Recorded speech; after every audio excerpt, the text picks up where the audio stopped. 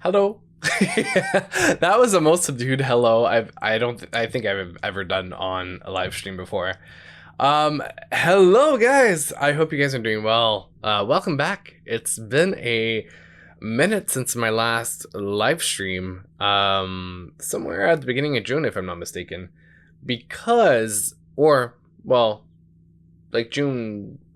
I want to say like 8th or 9th, something like that, because I came back from my trip after spending 2 weeks in the on the West Coast in the United States because I was attending VidCon.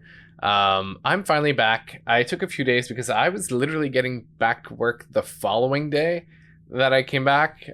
So I was like, yeah, let me try to get my sleeping schedule together because I had an overnight flight and 3-hour difference between where I live in the West Coast. It took a minute to stabilize my sleeping schedule, but finally made it. Finally here.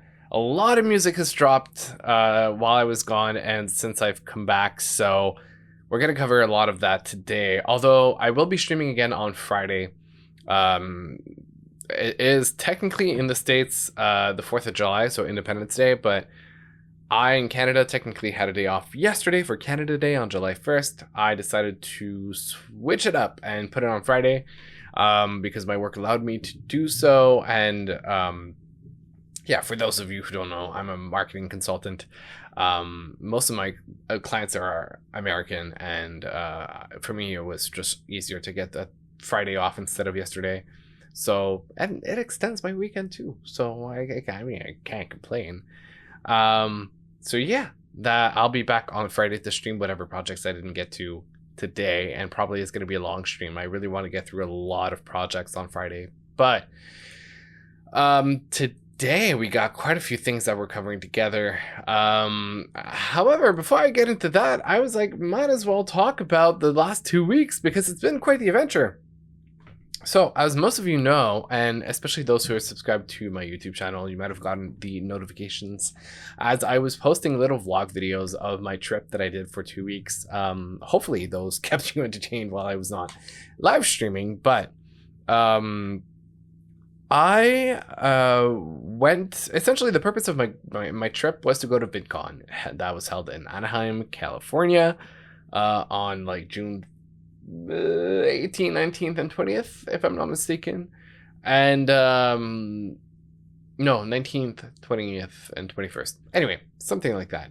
And the goal of that trip was to, well, network with other creators. It was my first time attending. There was a lot of like different like not conversations, but like talks and presentations about like you know, being a content creator and getting better at it, and you know, whether it's revenue or management, opportunities, contracts, like the legal side.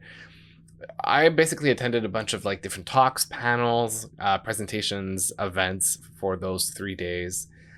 It was pretty special because for the very first time I was approached by a stranger that recognized me from my reactions, and I lost it. I was like, no way. I literally walked into VidCon thinking nobody gives a shit, nobody knows who I am, nobody cares who I am. So I was going in there like nobody is going to be bothered by what I'm doing. And so I don't know, for a while I was like, okay, I'm just, you know, I was heading into this with the mentality of like, I'm here as a nobody. I'm here to listen, to learn, to really live the moment. But to my big surprise, first day that I get there, I went to the YouTube Creator Lounge for creators, and I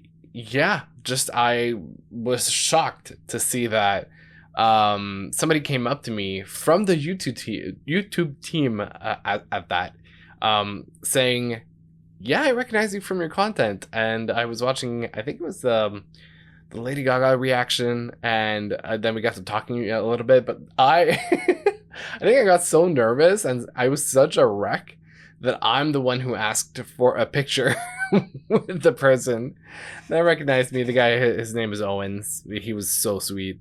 I was like, can we take a picture together? This is the first time that anybody has recognized me in public from my content, and I was over the moon. I didn't expect that, especially not on the first day, but there's that. I also got the chance to meet at the meet and greet Ashley Ippolito. You might know her as your internet mom, Ash. She reacts to music, she reacts to movies and TV shows, and she's been one of like my main inspirations when it comes to content creating.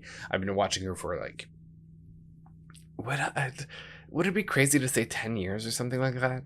I feel like it's been forever. And yeah, I got to chat with her at the meet and greet, which I once again was a nervous wreck. It's so weird because I'm not the type of person to do meet and greets, as in like attend and sign up for them.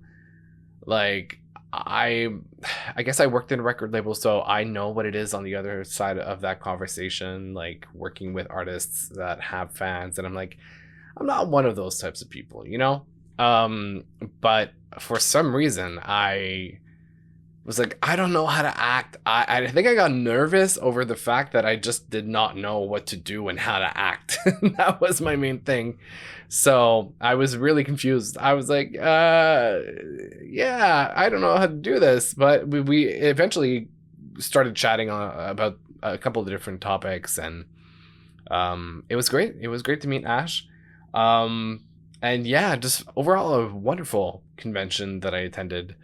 Made a few connections here and there, and I'd like to go yearly if I can. It's kind of far. It is a 6.5 hour flight from where I live, but for a 3-day convention, I think it's worth it. And yeah, no, it was overall a fantastic experience.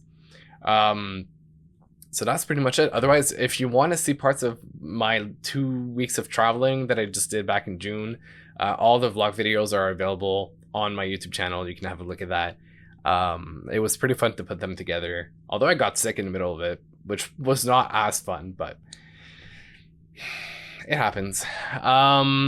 So yeah, that's pretty much it. I think that kind of wraps it up for now, at least. And today we're pretty much reacting to music. That's what we're doing. There's quite a few artists that I want to cover in terms of music. I want to listen to. Let me do the whole list. Okay, Reneé Rapp released a new single called Mad. I want to have a look at that. Jade released a new single called Plastic Box. Heard a snippet. I have a feeling I'm going to love that one, so we're going to listen to that.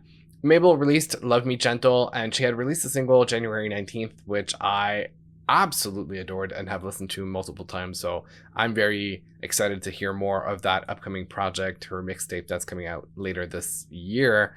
Kim Petras released Polo.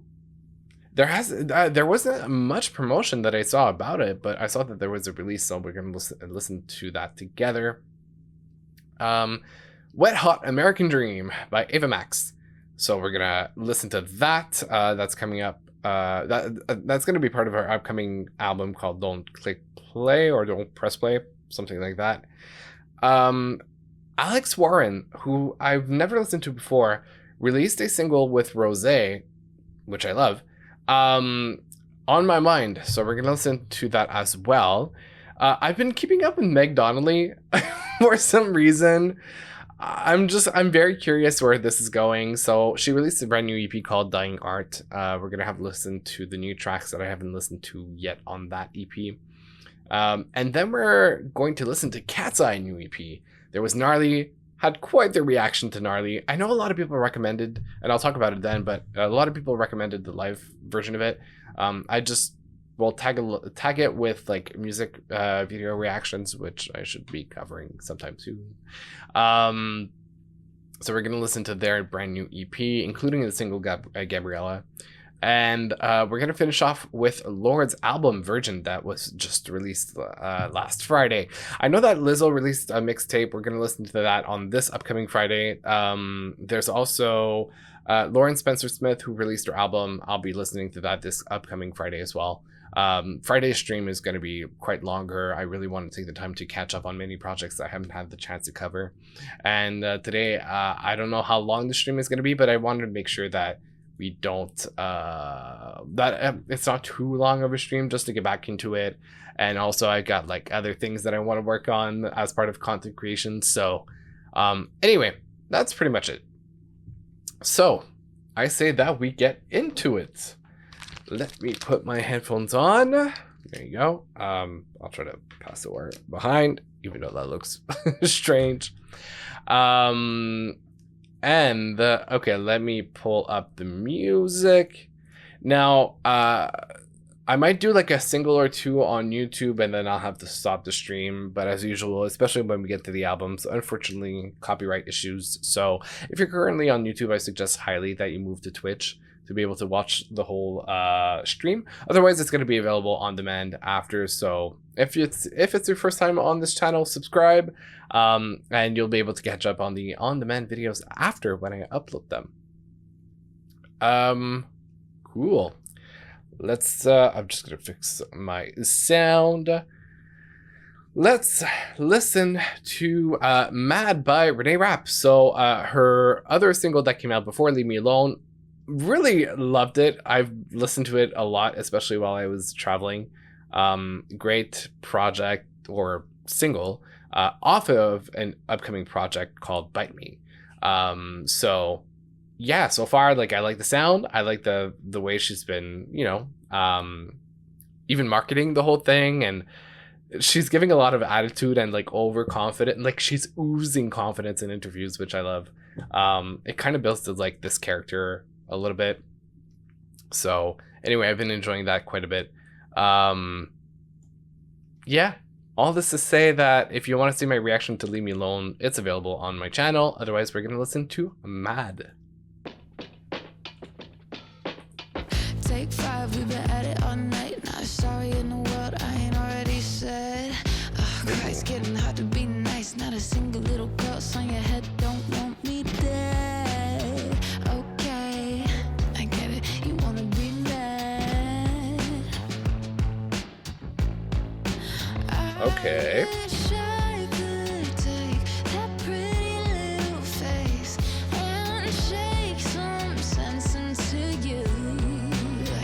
I understand the feeling.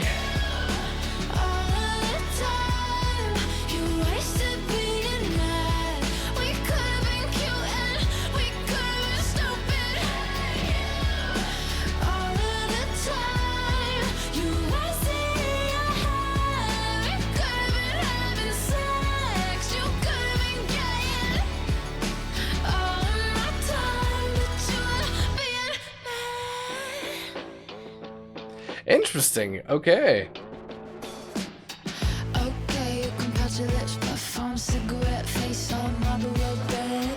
Slow down, put my finger in your mouth, pull the bitter taste out. Baby, you can have me instead.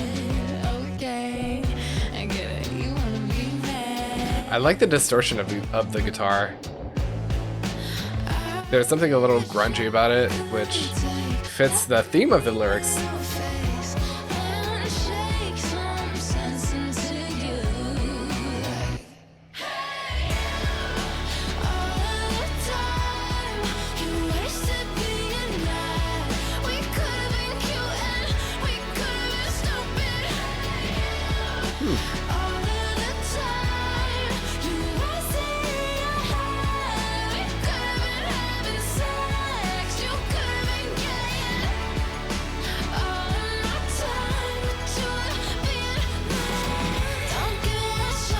Whoa, okay.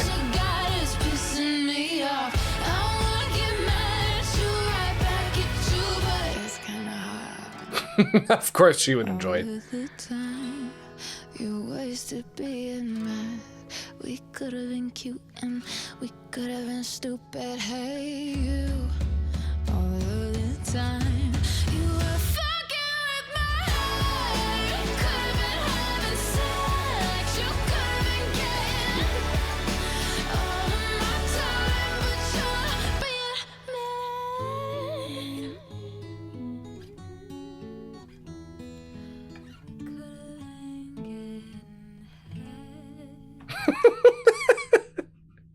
getting It's such a soft delivery for what that line is. Could have been getting head, which is, I mean, my brain immediately went to that, like in the chorus for some that I heard it, because like all the time you wasted in your head, you could have been, we could have been having sex, you could have been getting, and then she doesn't say it, but my like autofiller kind of put in that word, and then she actually said it at the end with a very angelic voice. Production wise, this really reminds me more of Snow Angel than the previous track did. If anything, the previous track, Leave Me Alone, was really in the same vein, energetically speaking, as the song that she did for Mean Girls, the movie, with Megan Thee Stallion. Some like over confident like attitude, almost like bratty, whereas this is a little more like the kind of like the up and down emotions of like the high of the fun part, but the lows of the sad part, which is the missing out in this case, that I feel like we had a lot of in Snow Angel. So I'm curious to as to the direction that this album is going to take, if it's going to stick closer to what Snow Angel was, especially in terms of evolution, or if it's really going to depart from that and go into a different direction. But so far, I mean, I like the track. I'm really, really excited for the album. Leave Me Alone really had something more, I guess, maybe catchy and poppy in it, which tends to grab my attention. But yeah, no, I really like the song. Very nice, very nice. Okay, let's listen to Plastic Box by Jade. Obviously, I've reacted to a bunch of singles already from her upcoming album. I was about to confuse it with Cardi B's Am I the Drama, but I meant to say that's Show Business Baby. That's her album that's coming out later this year. And yeah, released a Plastic Box, which I think, from what I understood, it leaked and then she decided to put it out. But it seems like a very high in emotion type of song. Not so much of a ballad, but just like a very melancholical type of track. So yeah, let's listen to Plastic Box. Found your love letters to her. I'm trying to okay. be cool, but it really fucking hurts. I just do what I do, silently torturing myself. Was there ocean deeper than mine? Did you sink into a falling love at first sight? Ooh, okay. But I'm constantly comparing myself. I just caught on the logo. Okay, below. I'll come back to your comments.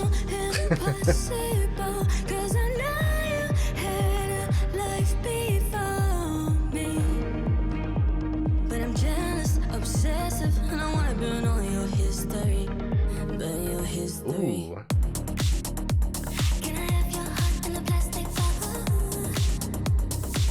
Oh, okay.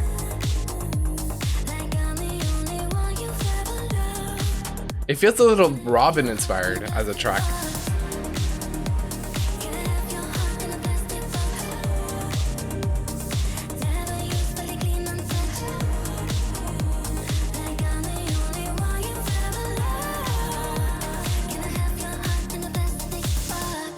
Interesting. Okay.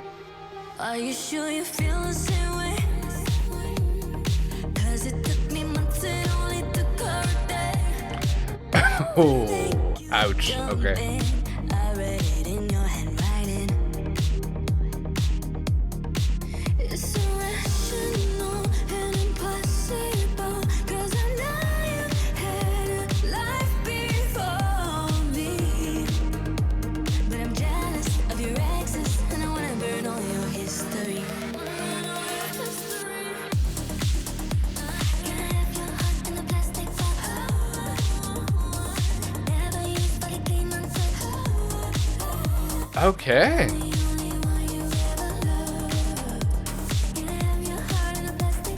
This is not exactly what I expected, but I did expect that. I'll explain more after.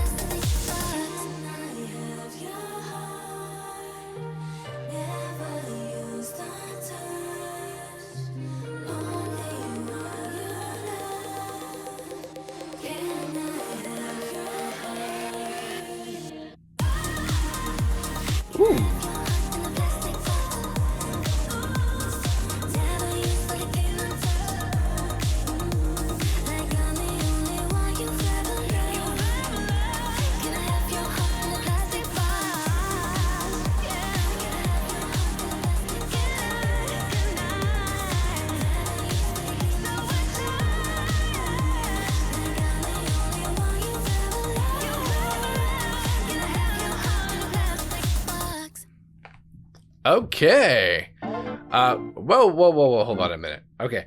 So I think the only part that I was hearing on I was about to say Snapchat, on TikTok of the song was "But I'm Jealous Obsessive," and I think I based my my, I don't know how to call it, my expectations off of that, I guess. So it's what I expected it, but it's not, it didn't go in the direction that I expected it to. Which is a lot more of a stable song. There isn't a crazy high or a crazy low, and like really dynamics. I feel like it's synth pop music, and very good so, but it was a little more stagnant or stable energy wise throughout the track. But I actually really like it. I like the content of it. I like this visual of like putting your heart in a plastic box because you want to keep it to yourself. And ouch that she found a handwritten letter that her ex, or now ex, I guess, was admitting to loving somebody else. That's rough. That is really rough. But I like the song though. I really like it. I think it's going to be a great album. Potentially album of the year. Kind of a Ray moment, I feel. Not sound wise, but just like underdog wise ish. So I know she's been having amazing reviews of her performances at different festivals recently. So anyway, good for her. I like the song. I really do.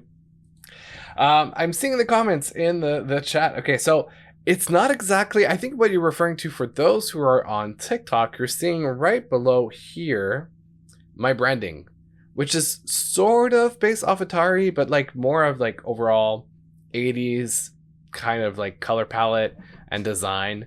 For those who are viewing everything on either Twitch or YouTube. Twitch, it's my banner. Oh, well, YouTube as well. It would be my banner. So this is what I'm referring to. It's the branding of it. And is that the colors of the 1986 Test Tube Baby introduction? I honestly have no idea what that is. I did not know. I actually just simply went with the RGB when I did my branding for the channel and for my projects. I went with just like pure analog image wires, or the pixels, not the pixels, but the lights in the TV, which used to be RGB, right? This is how you control the different lights that are produced by screens.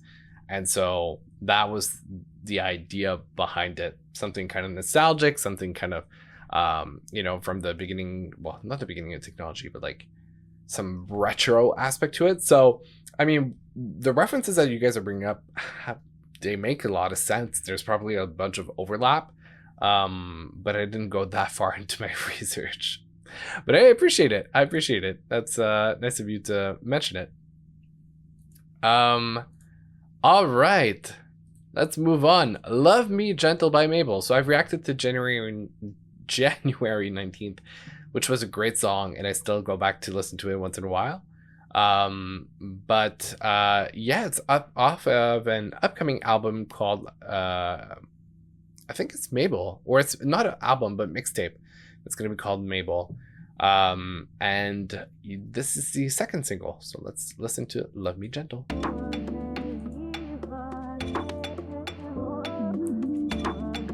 Okay, so we're singing the Afrobeats realm. I know that I got my issues, but you got your issues too. Hate that I know Or Afropop. if I were to cut you loose, I need imagination, and you use that to keep me on lock. Sometimes I dream of freedom, but we both know we'll never stop. Don't love me hard, love me gentle. Don't love me hard, love me special. Oh, I wish you cared for my mental and loved me gentle, gentle. Oh, love me gentle. Oh, Okay. love me gentle. Oh, love me gentle. Oh, love me gentle. I'm always trying to please ya, no matter what the cost. Break myself into pieces, tally up the love and loss. Truth is, you're the reason why I put up with the sleepless nights. I believe that you're good when you try. That's why I'm hoping you don't love me hard, love me gentle. Don't love me hard, love me special. Oh, I wish you cared for my mental and loved me gentle, gentle. I like how soft it is as a track. Love me gentle. Oh, love me gentle. Oh, love me gentle. Okay, we're hearing some sort of progression when it comes to the bass or the kicks, or there's something deeper about the production now. Can't you be good to me? 'Cause I've been so good to you. Why can't you be good to me? 'Cause I've been so good to you.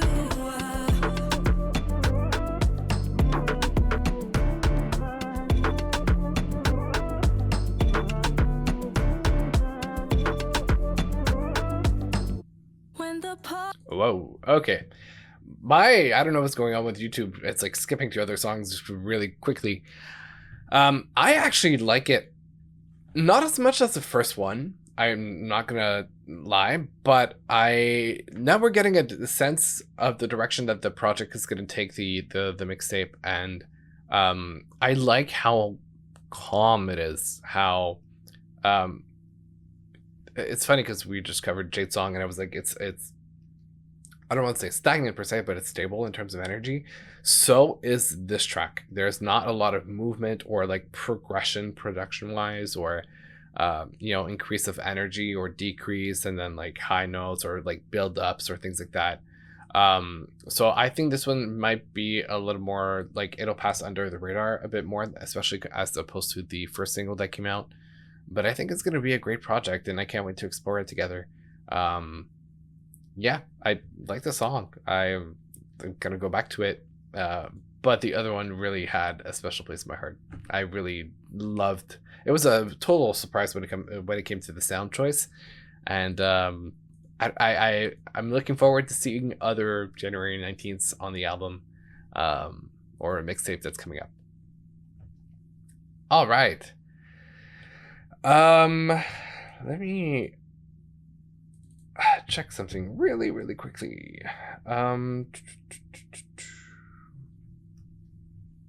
It's funny because now I'm seeing the TikTok comments appear in my Streamlabs, but they just won't show up on the screen.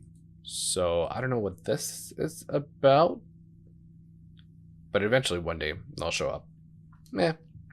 All right, next up, we haven't heard from her in a minute. Kim Petras released Polo. I mean, the last thing that I listened from Kim Petras was the song that she did with Chainsmokers, which was great. And as a matter of fact, let's listen to it, because I don't think I actually reacted to it, but I do want to talk about it because it was solid.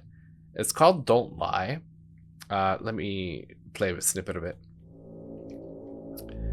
That's the last thing that I listened from Kim. That's the feeling that I want. Da da da da da. Baby, you're the only one. Da da da da da da. Let me show you how it's done. Da da da da da da.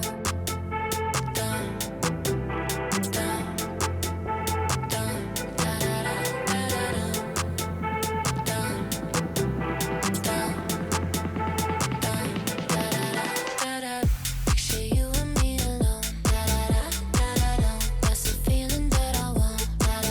I was like, that's amazing. An amazing production, amazing track.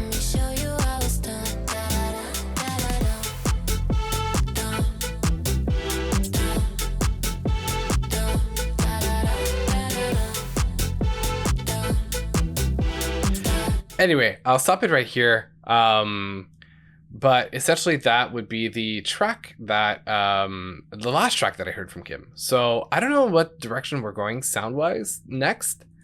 I'm really curious about that, but she released a new song called Polo. So let's listen to that right now. Yeah, yeah. Oh, I feel like we're getting classic Kim.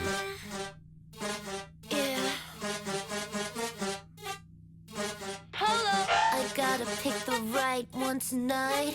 Not gonna make this shit too easy. Okay. Left and right. My route flowing tight and teeny. Let's go. You wanna get me up my polo shirt? You wanna get me Okay. shirt? You wanna get me up my polo shirt? My polo and my mini skirt.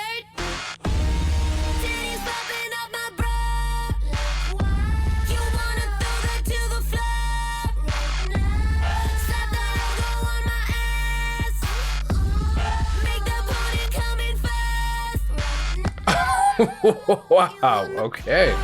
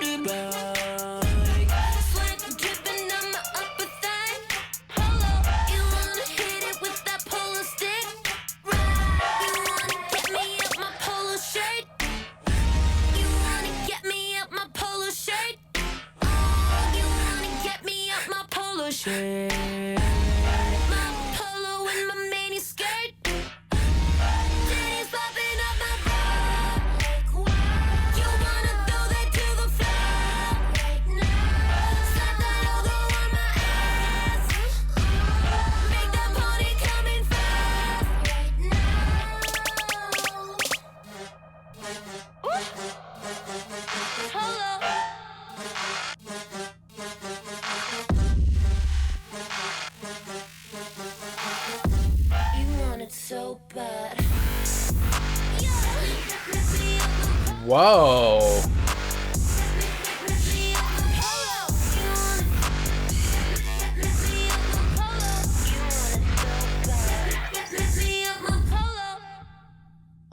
Interesting. Okay.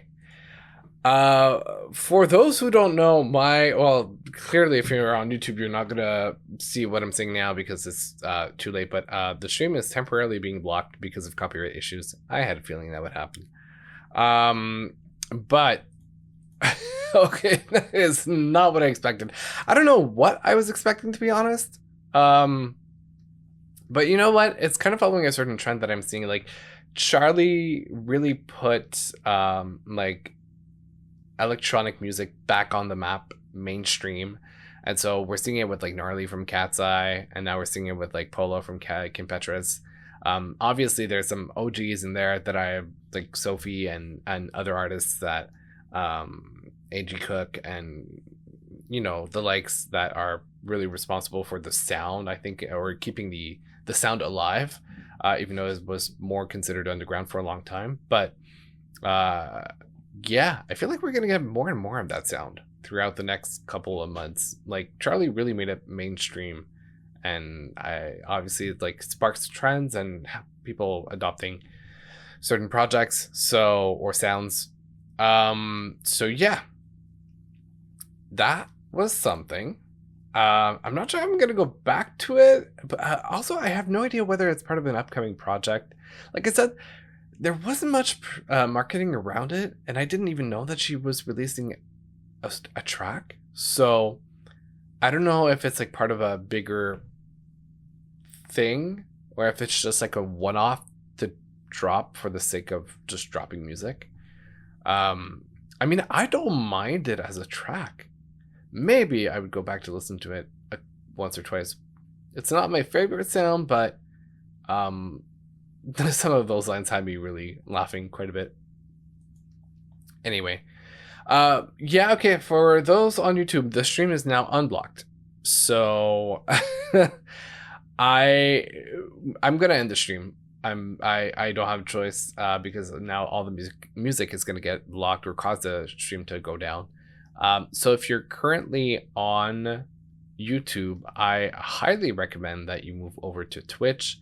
The link should be in my description, or in the channel description.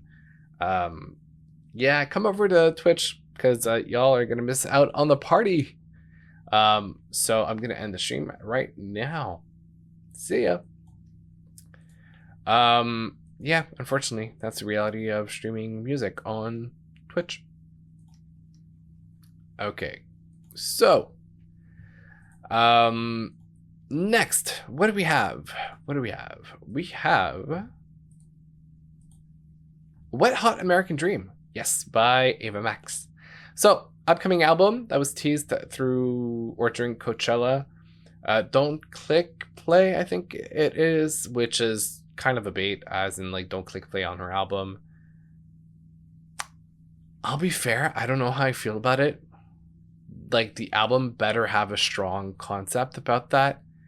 Otherwise, it's kind of like empty. It's like just something to provoke people, but it's not substantial. It's not solid enough as a message. So I don't know. We'll see how this goes when the album comes out. But yeah, new single, Wet Hot American Dream. I know I was a little bit severe with the criticism of the last track that she released, which was Please Myself. Is that it? It was Loving Myself, not Please Myself, but there were some references to it. That's why I'm confusing those titles.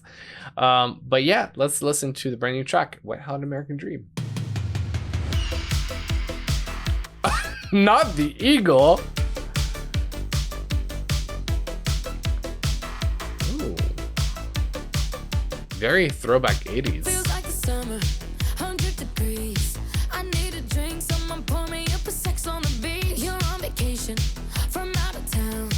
I wanna put you in my pocket, let me show you around. So don't be shy. Show me yours and I'll show you mine. You should know that I don't kiss and tell. Tell me all your dirty secrets, all your fantasies. I wanna be a blue jean, white tee, wet hot American dream.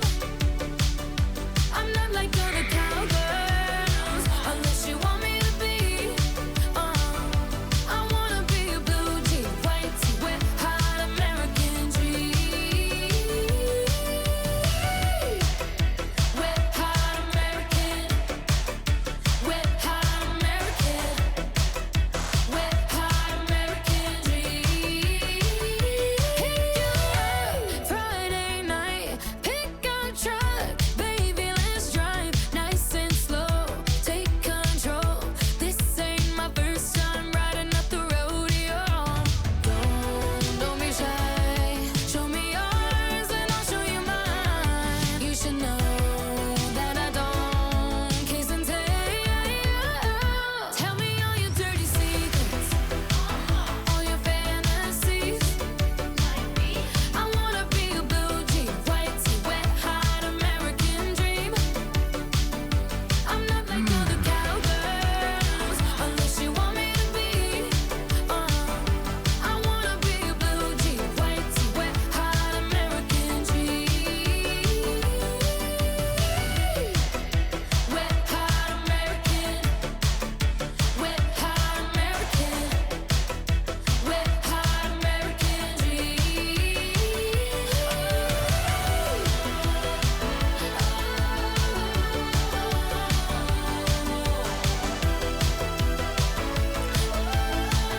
I don't know how I feel about it. Wet hot American, wet hot American, wet hot American dream.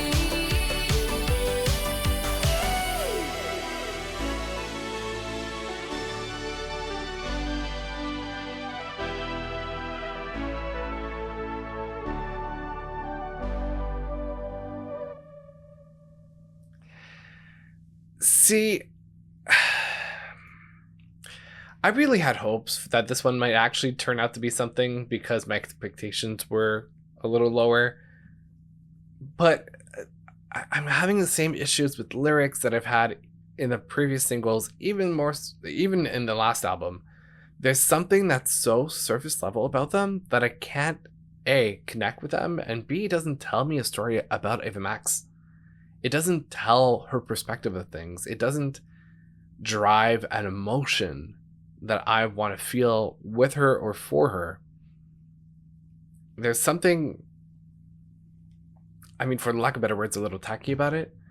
And not in the, it's not the tackiest thing I've ever seen in my life, but it just misses the mark.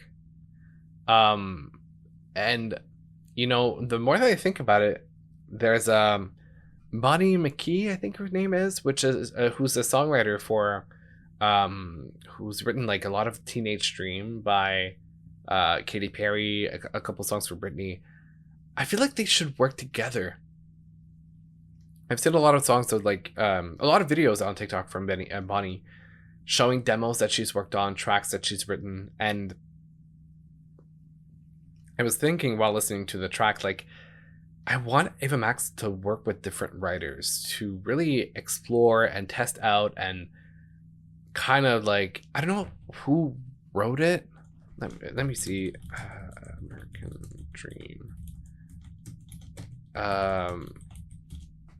Okay. So, Wet Hot American Dream.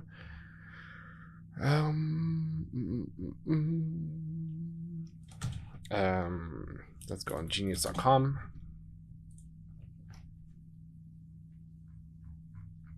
And the credits. The producer is Pink Slip. I want to see what other things he's written. The lead writer on this track is Ava Max. There's Pink Slip, Lita, and Scott Harris.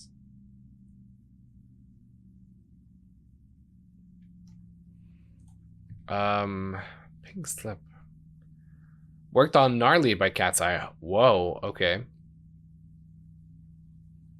Becky's So Hot with Fletcher. It Boy by BB No Money. Okay, interesting. Okay, well, yeah. I mean, production-wise, it was fine. But like even vocally, I didn't feel like there was a build-up. I didn't feel like there was a motion with the song. It feels like it was like advertising music a little bit. Like it might work in an ad, but I don't. There's something but like I understand the timing of releasing Wet Hot American Dream as the 4th of July is about to come up. But I really want Ava Max to have success. Like I really believe in her as an artist. I feel like she has everything that an artist needs to really succeed and perform well. You know, in terms of career. But it's really hit and miss with her, and has been for the last few singles that have come out. So I don't know. It's not a song that I'm gravitating to. There's she worked wonders in in the album Heaven and Hell. Diamonds and Dance Floors took a minute for me to kind of really like it. I mean, there were some great songs, but I felt like it wasn't as profound. And then, you know what? Actually, the production of Wet Hot American Dream does remind me of Maybe You're the Problem a little bit in the high-paced, high-energy track. I don't know.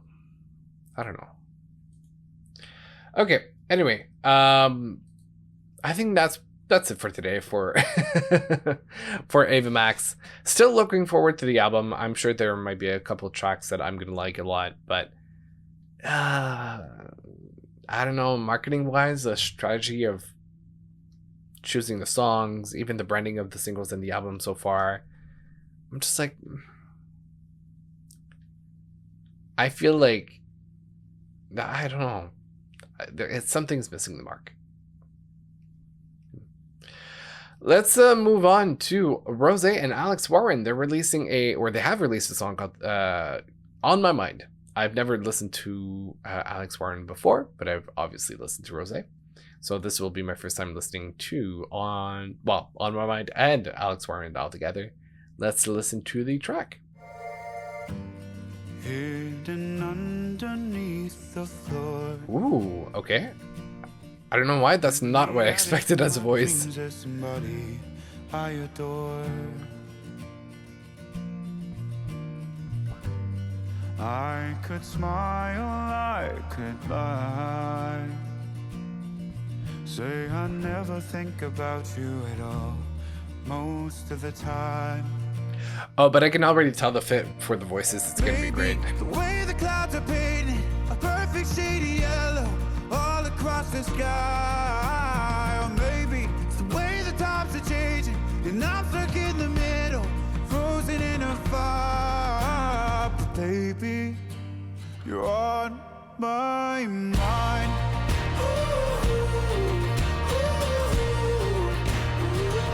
Okay, very singer-songwriter. Indie-ish. Doors will open, doors will close. In the basement of my dreams, there's somebody I ignored. Not the I know her. I'm a fool, don't be surprised. I don't ever think about you at all. But by now I just need you to know, baby. Ooh, yeah, the blend is nice. All across the sky. Or maybe it's the way the times are changing, and I'm stuck in the middle, frozen in a fire. But baby, you're on my mind.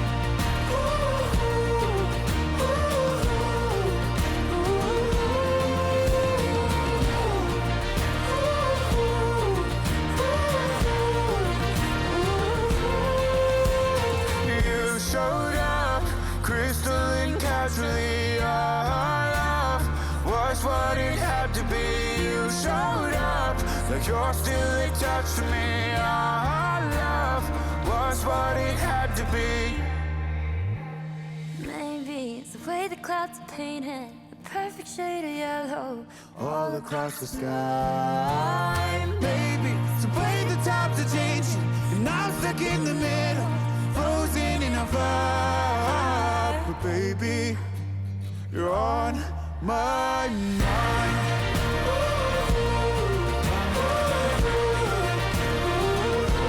You're on my mind.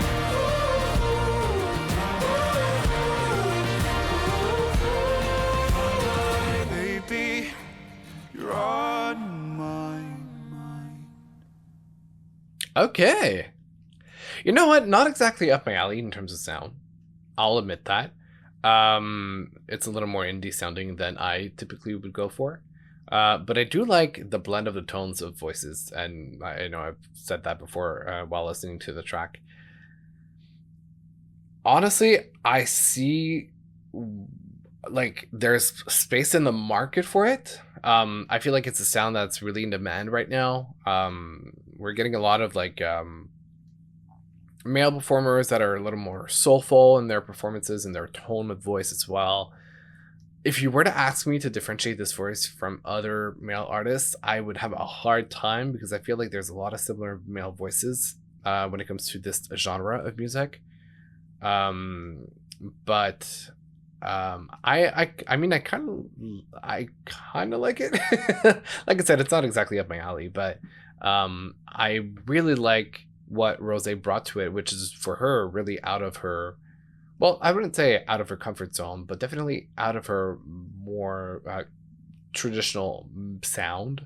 I think it was a great pairing and great choice of a collab. Sonically, I mean, or lyrically, I would like to say it's nothing extraordinary, like songwriting wise. it's okay. Like it's commercial, it's palpable, it's it does a job. I don't think it's gonna be on this like one of the tracks that I really want to go back to, but if I hear it, I don't know, on the radio or whatever, I'll recognize it and just like bop to it a little bit. But yeah, but apparently he's got an upcoming album. I've never listened to his very first album that was released, and that's what I was having a look at while listening to the song. So I'll maybe cover that when it comes out. Maybe I'll do like his first album before, and then I'll do his brand new album when it comes out. Yeah. Well, I'll see what I do about this. I was listening mostly for Reneé, but I'm curious to see where this goes. Could be something really interesting. Okay, so this is pretty much it for the singles. We're now moving into the 2 EPs that I wanted to cover.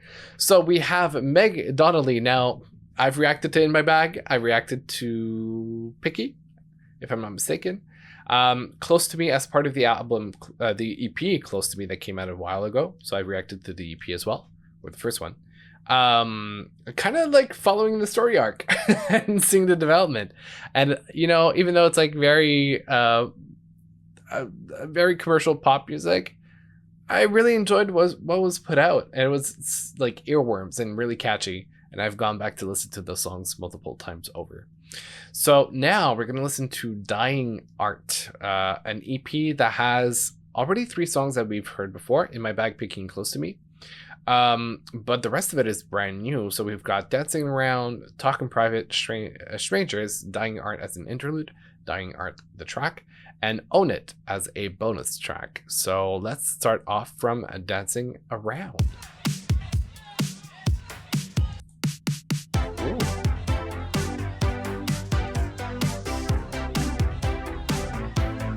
Whoa. Okay, sonically, I'm gonna have fun with this one. This is up my alley. Giving me eyes across the table. Oh, can't keep our looks discreet. It's not a mystery. We're both afraid to rip the label. Oh, this really reminds me of Carly Rae Jepsen. we're all alone between the elevator. This really reminds me of Carly Rae Jepsen. I bet I wanna make it more. We keep dancing around the truth, the wild emotions. We can't say it out loud. What? 'Cause we're scared of getting broken. Oh, what's the worst that could happen? Oh, I know you wanna find out. I know you feel the What? We're dancing around. Baby, we're in our roaring 20s. Yeah, all that's on my mind is you should stay tonight. Too late to keep it cool and friendly. Oh, 'cause everybody already knows. What? Oh no, that when we're all alone, you push me up against the car. I wanna drive us all the way, but we haven't gone that far. We keep dancing around.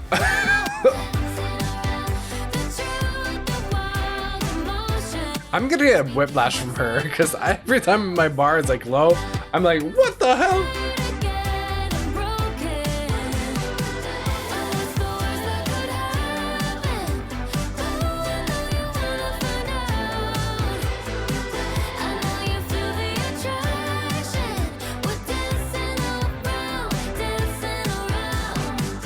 Okay. And you know what? Okay, I'll get back to it in like musical theory and songwriting. There's something that I want to point out about this.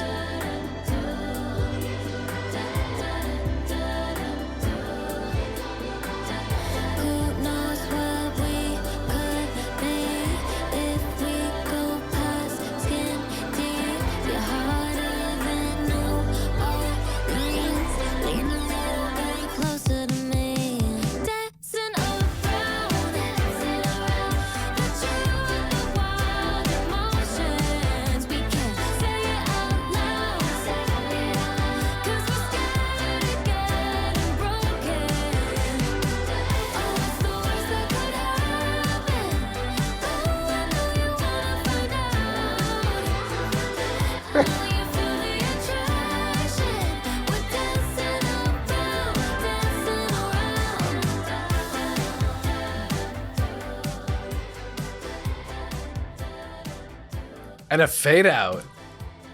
Huh. Wow. Okay. So obviously sonically very up my alley. I love synth music. I love synth pop. This is nostalgic, synthwave type of like 80s Miami sort of, you can imagine. And what I wanted to say was, other than like interesting lyrics for sure, because we're not fully getting a story, but we're getting some play on words, and I like where this is going. The other thing that I really want to highlight is the fact that to keep it interesting, this is where having two different melodies in the chorus really works well. Like you have a melody for the first few lines. Like we keep dancing around the truth, the wild emotions. We can't say it out loud because we're scared of getting broken. And then it jumps into a different type of melody where she's like singing from a higher register, and it just keeps it interesting. There's some dynamics in the song when it comes to vocal performance, and I really like it. Yeah. I'm like, every time I'm like, I'm heading into this not really knowing what to expect. It could go either way. I'm like blown away. So good for her. Okay, next one, Talk in Private. Ooh, okay, we're staying in the disco mode. Kinda wanna talk in private, go and find somewhere quiet. Nobody else invited, nobody else but you. Kinda wanna keep it secret, they don't need to know we're leaving. Nobody else can see it, nobody else but you. Speak no evil, hear no evil, babe. Act like we're a million miles away. Hard to hear you what you're trying to say, but I'm leaning close. All eyes on me everywhere I go. Better if we keep it on the low. I've been down to get you all alone. It's a little loud, it's a little crowded in here. Kinda wanna talk in private, go and find somewhere quiet. Ooh, Nobody okay. invited, nobody else but you. Kinda wanna keep it secret, they don't need to know we're leaving. Nobody else can see it, nobody else but you. Too many people, can we talk in private? Let's close the door with only us behind it. When we're together, I get one track minded. Let's go find somewhere we can. I don't understand what she puts in her songs. That makes it so catchy. I would rather keep an NDA. We don't gotta tell nobody, babe. When I'm leaning close, can I show you how I really feel? Give it time and all will be revealed. How my head end up over my heels. It's a little loud, it's a little crowded in here. Kinda wanna talk in private, go and find somewhere quiet. And she's one of the lead writers of her music. Nobody else but you. I am baffled. Keep it secret, they don't need to know we're leaving. Nobody else can see it, nobody else but you. Too many people, can we talk in private? Let's close the door with only us behind it. When we're together, I get one track mind. Let's go find somewhere we can talk a little, touch a little, love a little.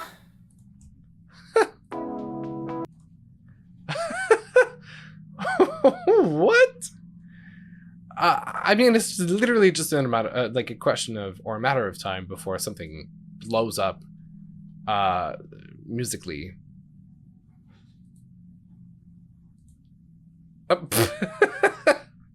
I'm blown away. And it's crazy because now I'm going to see like the credits for all of the songs, but like she's a lead writer on many of them, if not all of them.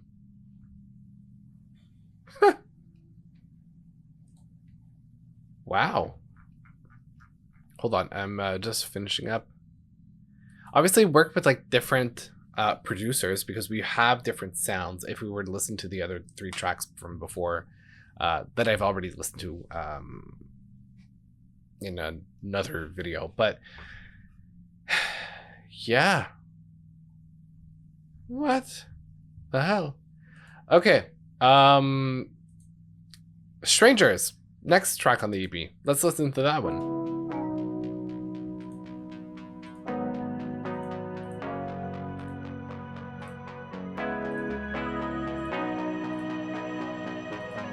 Okay.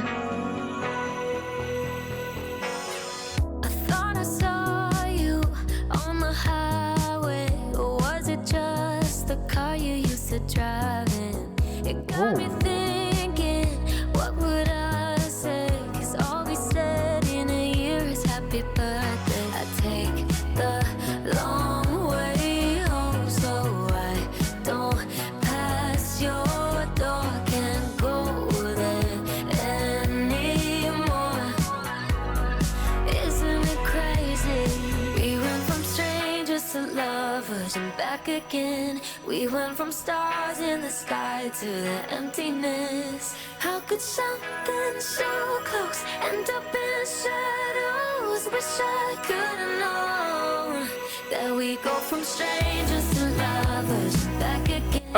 We went from saying I love you to we'll be friends. How could something so close end up in shadows? Wish I could have known that we go from strangers to lovers. I don't know what to say. Like,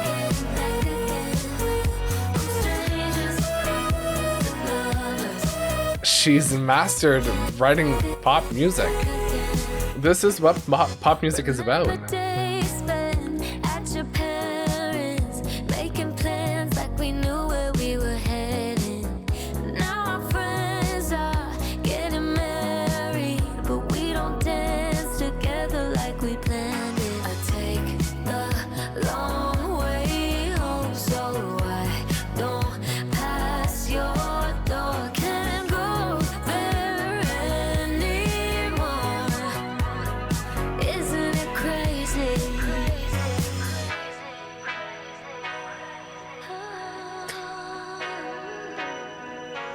Like, production is on point, songwriting is on point, vocals are interesting, there's a lot of melodies. From stars in the sky to the emptiness. How could something so close end up in shadows? Wish I could have known that we go from strangers to lovers back again. And we get a key change. Went from saying I love you to we'll be friends. How could something so close end up in shadows? Wish I could have known that we go from strangers to lovers. Oh, back again. With like this electronic horn situation. Strangers to lovers. Back again, back again. Okay. Hi. Whoa. Okay, give me a chance. Give me a chance. Wow. Wow. I am blown away. Like, it took the catchiness and the earworm elements from the first tracks that we were listening to from McDonaldly before and put them in a bit more of a sustainable format, a bit more of mature delivery. The lyrics are even more coherent and storytelling than they were before. Like, I remember listening to In My Bag and the lyrics just meant nothing, but in the most fun way. And now we're actually getting storylines. We're actually getting an evolution. I like the sound. That is definitely the surprise for me today. Okay, now let's get into Dying Art, the interlude. It's Meg here. Thanks for tuning in. Are you enjoying welcome. the program? Yeah, Is there anything I can do to make your listening experience more pleasurable? more. What genre would you call this record? What genre would you say my music is? Are people gonna get it? Are there any viral moments? What 30-second clip would go viral on TikTok? the fuck have I posted today? Am I being authentic enough? Are you still paying attention? Are you even listening? Am I doing this for the male? Should I be doing what she's doing? Does any of this matter? Am I pretty enough? Is this on brand? Should I show off my shape? Is this too heavy? Okay, this... Sad? Am I not relatable? What if people can't dance? What is my brand? And what if they cry? Who am I? Am I crazy? Where's the soul? Why am I doing this? Where's the heart? Sorry. Something went wrong on my end. My apologies. Sit back and relax while I lose myself for a dying art. Oh, whoa, okay. Hi, Brendan. What's up? You're listening to an interlude right now. This is why it's a little confusing, but hey, how are you? So we're listening to Meg Donnelly's Dying Art EP, and we're getting into the actual Dying Art song in just a second. But before that, we just listened to the interlude. I find it funny because it's very reflective of the music industry as a business nowadays. Like, there's this ongoing kind of like dispute between creating art and the business of arts and everything related to like trending and hit songs and viral moments. And this is actually poking fun at it, saying, hey, this is so mechanical that it's actually affecting the art. And at the beginning and the end, she sounds like an AI, like talking to you as if it's like perfect, it's like clean, it's you know, controlled. And then it kind of spun out of control for a second, and she's like, whoa, that's a mistake on my part, as it, like, because that's what labels expect artists to be like, of like, sorry, I'm a machine and I can put out all of this. So that's a very interesting message. I didn't think that we'd be going into that with Dying Art. I was like, maybe the art of romance is dying. But here we are. So I'm very curious. Let's head into Dying Art, the track.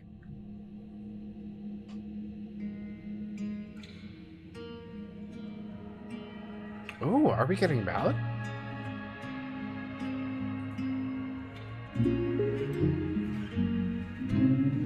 They don't make them like they used to. They wonder why they don't stand the test of time. Maybe we're just getting used to doing anything to stay inside the lines. You want it so bad, they want it so fast. If it don't happen overnight, pressure is on. Am I doing it wrong? Saying what's on Wow. my fault, giving my all, hoping you'll have a change of heart. Am I giving my life for a dying art? For a dying art. There's a part of the production that reminds me a little bit of POV by Ariana Grande. Am I crazy for trying? There never was a plan B. Can you blame me for fighting with the odds stacked against me? Gotta be seen, do as they please. Tell me whose dream is coming true. Going through hell, killing myself, but it means nothing to you. My fault. Wow. Giving my all, hoping you'll have a change of heart.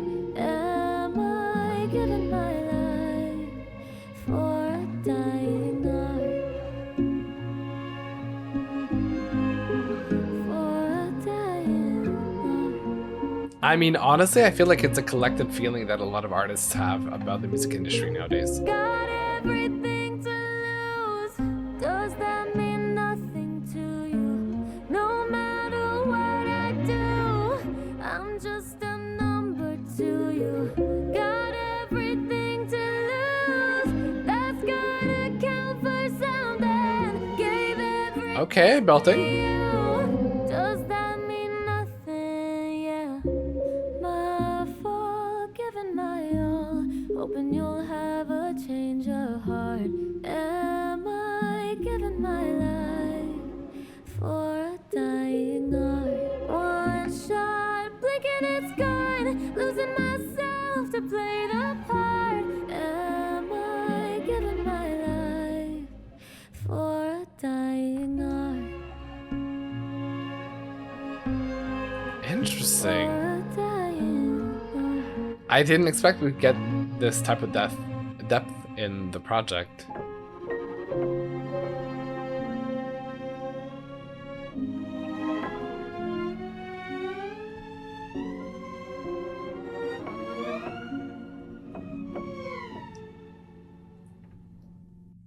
Wow. Okay. You know what? Obviously, maybe not the track that I would go back to, because the other ones are really like That's Sitting Around Talking Private and Strangers are really earworms. But I think this was an important statement, and I really like that. It kind of, you know, ties it back to In My Bag as part of the same EP. Like it's a commentary on the viralness that she had within In My Bag. For those who don't remember what it is, let me play just for a second. DJ played, I would go down. And I'm gonna fast forward. That's right. In the club and it's jumping like Jay. We in the club and we throw our hands. And I'm feeling myself. Now I'm in my bag.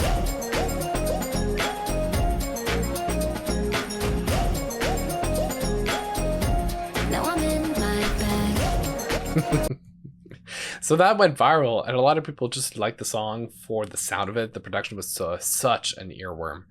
And so, yeah, Dying Art is really a commentary on that success that she had and the music business in general. And I think it's a very important conversation for artists and the industry to have, because it's true that there's a lot of like, more than ever, there's a lot of like, hey, make the song, make it trendy, make it like viral potential, and then you do the work to make it viral, and then maybe we'll put in some marketing money or, you know, commit to the project. So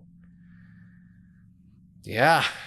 And this brings us to Own It, a bonus track off of the EP, the last track of this project. Been working on my inner woman, but she don't want to listen to me. Okay, we're sort of back to the sound from the beginning of the EP. I'm pretending to be someone I'm not. 5-star meal, but I want to dub it. For apple pie and chicken nuggets. I be lying cause I really love it. I'm pretending cause I say that I'm really grown. But who's gonna drive me home? Cause it won't be me. Oh, I kind of like it. Has a 90s feel to it. Like pop. I just don't give a fuck. I'm starting to see. I'm just being me.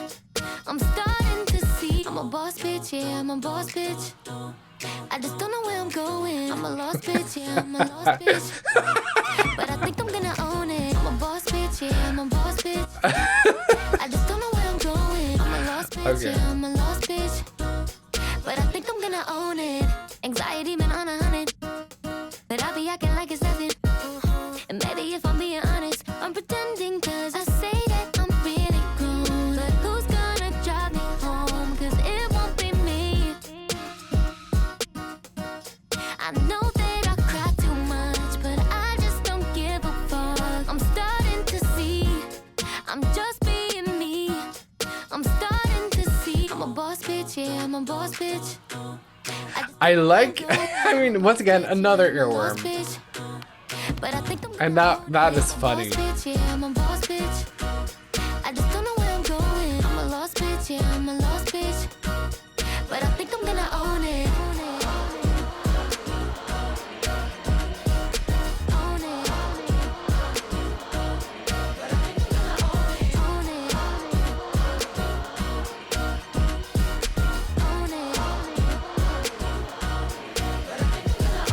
I'm a boss bitch, yeah, I'm a boss bitch. I just don't know where I'm going. I'm a lost bitch, yeah, I'm a lost bitch. But I think I'm gonna own it. I'm a boss bitch, yeah, I'm a boss bitch. I just don't know where I'm going. I'm a lost bitch, yeah, I'm a lost bitch. But I think I'm gonna own it. Wow. You know what? It does remind me of In My Bag in the motion that we get in the melody, especially in the chorus. But yeah. No, that was a fun little track and made me laugh quite a bit. Yeah, I agree, Brendan. It is a bop. Yeah, that was good. Once again, really caught by surprise. I feel like we're gonna get a lot of surprises like that from Meg. She's a great songwriter. Like so far, I'm not disappointed at all. I like it. She's really got that musical ear.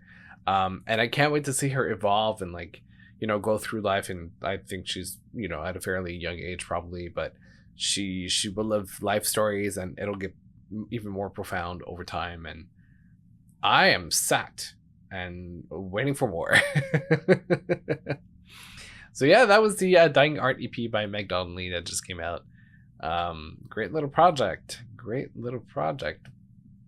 pop moment. All right.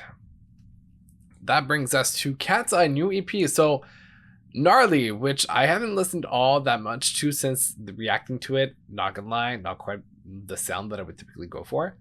But it's part of 5 songs on the EP. I know there's a live version that you guys have recommended quite a bit to listen to, and I will get to it. I want to see it as a performance as well, so I'm going to do it with the music videos once I actually get to them. Probably Friday, I'm just saying. And yeah. Okay, let's start the Beautiful Chaos EP with Gnarly. They could describe everything with one single word. You know? Like Bebati, Tesla, fried chicken, party to Hollywood Hills. This song, oh my god, that new beat. Oh my god, is this real? Oh, we're in a session tonight, gang gang. Oh, we're going out tonight, gang gang. Oh my god, this song's so lit. Congratulations. Now you be like, gang, gang, gang, gang, gang, gang.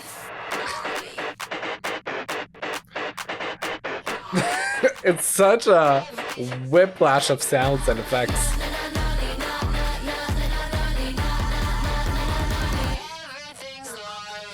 Hottie, hottie, like a bag of Takis, I'm the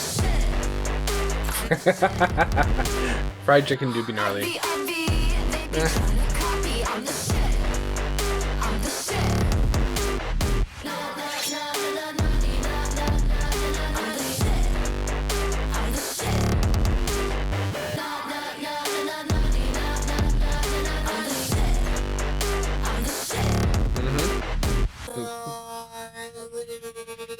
I'm making beats for a boring dumb bitch, fucking gnarly. Don't talk to me. Not the voice assistant. I'm not jealous of my mention. Yeah, the view is fucking gnarly.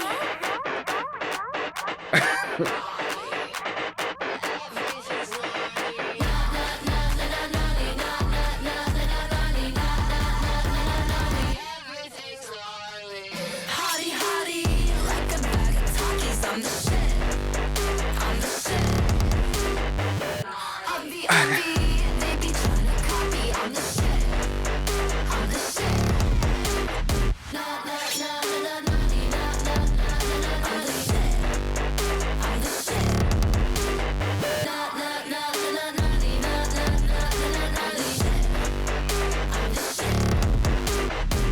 Everything's gnarly. Not up my alley. If you want to see my reaction to the first time listening to this track, it's already on my YouTube channel. Have fun with that. But yeah, my opinion of it hasn't really changed all that much. It is what it is. But let's move on to the next track, Gabriella, which is a single that came out right before the EP. So I'm curious about that one. And what a switch up of sounds. Okay. Heart like a bullet, flying too fast, I couldn't catch it. Heart in the casket, you always knew it. The star and roll, the main attraction. Got cameras flashing, like ooh. You got everybody's eyes and just you, and I see it too. Yeah. Ooh. Okay. You can have anyone else you wanna do. I'm begging you. Hands off, Gabriella. Very different vibe. Gabriella, back off on my fella. Gabriella, back off. Has kind of like an island vibe to it. You can have anyone else you wanted to. I'm begging you. Hands off, Gabriella. Gabriella, hands off, Gabriella. I guess that's a threat. Skin amaretto. I bet you taste just like the summer under the covers. Me in the middle, overprotective of my lover. You made me wonder, like, ooh, if you made all of these fantasies come true, what would you do? Yeah, ooh, you can have anyone else you wanna do, but I'm begging you. Hands off, Gabriella, Gabriella, hands off, Gabriella. Huh. Back off from my fella, Gabriella, back off, Gabriella. 'Cause ooh, you can have anyone I'm actually you wanna do. liking this one. Begging you. Hands off, Gabriella, Gabriella, hands off, Gabriella. I'll get to your comments, Brendan. I'm seeing it. I'm just gonna finish the song first. If we're getting into a little bit of Spanish, let's see if I understand what it says.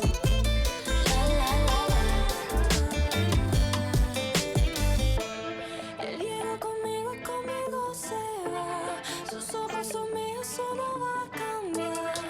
Okay. A mí no importa lo demás, no, no, no, no, no, no, no. El hielo conmigo, conmigo se va. Sus ojos son míos, solo va a cambiar. Me quiere, a mí no importa lo demás, no, no, no, no, no, no. Hands up. There's just one word that I'm not sure I understand, but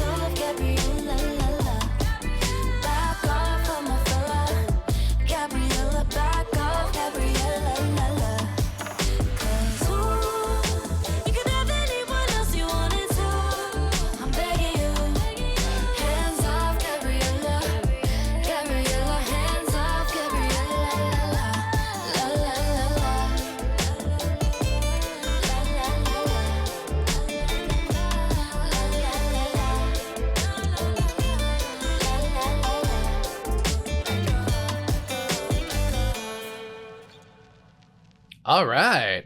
I was able to translate most of the Spanish part, which is basically translating into we're here together and we'll go together. His eyes are mine, and that won't change. I want him for myself, and other people aren't important, or other ones are not important. And then it just repeats a second time. Yeah, okay, Brendan. So Gabrielle is a banger, completely different. I agree. Couldn't be any more different.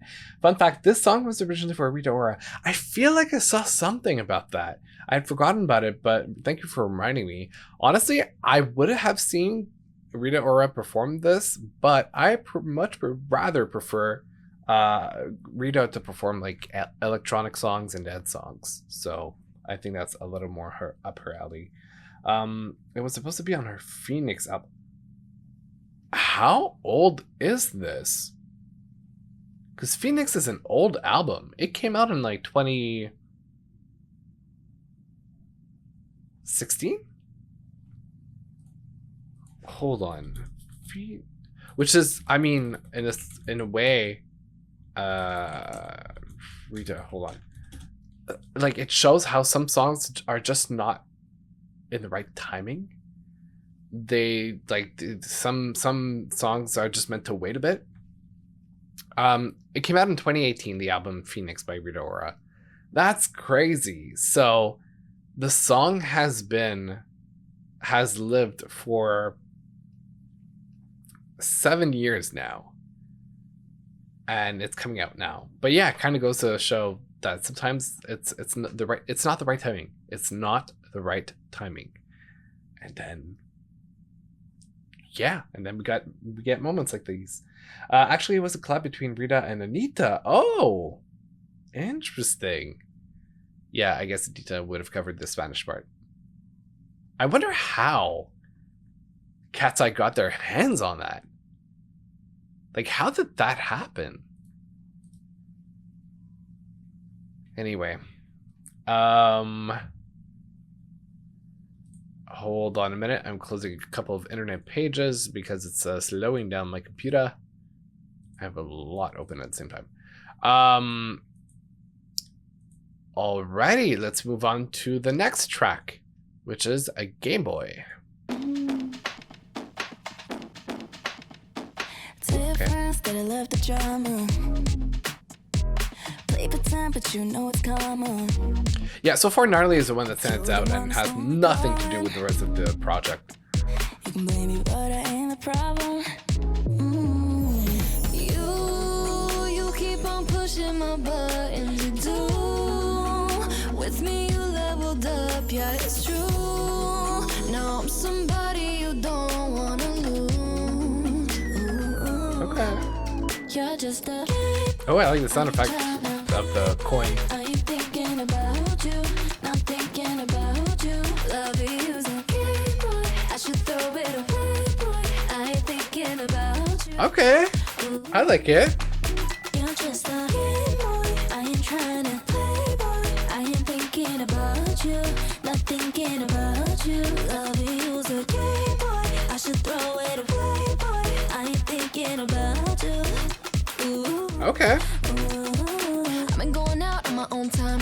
I've been doing me, but I don't mind. That's mine. That's mine.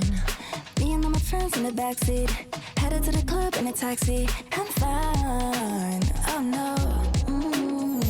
You keep on pushing my buttons. You do. With me, you leveled up. Yeah, it's true. Now I'm somebody you. There's a lot of sound effects like stars and coins and this. You're just a playboy. I ain't tryna play, but I ain't thinking about you, not thinking about you. Love is a game, boy. I should throw it away, boy. I ain't thinking about you, not thinking about you. You're just a game, boy. I ain't tryna play, boy. I ain't thinking about you, not thinking about you. Love is a game, boy. I should throw it away, boy. I ain't thinking about you. Tell your friends that I love the drama. Play pretend, but you know it's common. You're the one that's only calling. Blaming me, but I ain't the problem. You're just a Yeah. Yeah. I ain't thinking about you, not thinking about you. Love is a game, boy. I should throw it away, boy. I ain't thinking about you. You're just a game, boy. I ain't trying to play, boy. I ain't thinking about you, not thinking about you. Love is a game, boy. I should throw it away, boy. I ain't thinking about you, not thinking about you. Tell your friends that I love the drama. I probably would have cut the choruses a little bit by half because it's a repeat of like the same thing twice. And then we got that happening 3 times. So I probably would have done that in like chorus 1, chorus 2 of just cutting it by half and then letting the repetition only for the end to close it. I feel like it's a bit longer than like at the beginning I was like, okay, cool. And then the more that I played it, the more I was like, okay, I think I get it. It's not quite a like I might go back to it, but I'm not like in love with it. I mean, production wise it's interesting. Vocally we didn't get much, and I feel like we're not, I don't know, if anything, I feel like we had a lot of like vocal texture in Gnarly, and probably the most so far of the tracks, but yeah, Game Boy didn't have a lot of like diversity in terms of, especially there are a lot like there 1 2 3 4 5 there's 6 people there. They could really play with like presences and focus on individuality and focusing on like the different tones that they have to really create a dynamic energy in the track. But I felt like it was really standard. It was really soft and just like, it is what it is and whatever. Like, yeah. But we'll see once I get back into it and I do the ranking for the project. Maybe my thoughts will have evolved or something. We'll see. Mean Girls, let's go. God bless the sweet girls, God bless the dream girls, God bless the queen girls, I tell the other cheat girls, God bless the free. Oh, I literally just watched a TikTok video that was using the song and I hadn't realized it was them.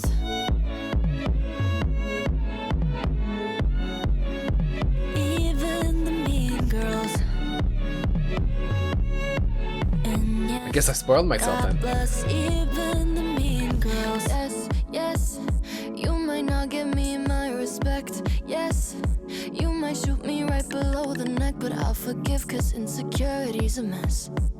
Yeah, I forgive because you're making your own bed. Yes, yes, this is why I hate the internet. Yes, but you're not gonna kill my happiness, so I forgive and getting closer to forget. Okay. Yeah, I forgive because you're making your own bed. Oh yeah, yeah, yeah. You're pretty, but it acted it. Oh yeah, yeah, yeah, yeah, yeah. I'm still wishing you the best. I think this is when I'm like, this, I'm not the market for this. Yeah. God bless the free girls. And yes, God bless even the mean girls. God bless the hot girls. God bless the thought girls. God bless the shy girls that go get what they want girls. God bless the free girls. And yes, God bless even the mean girls.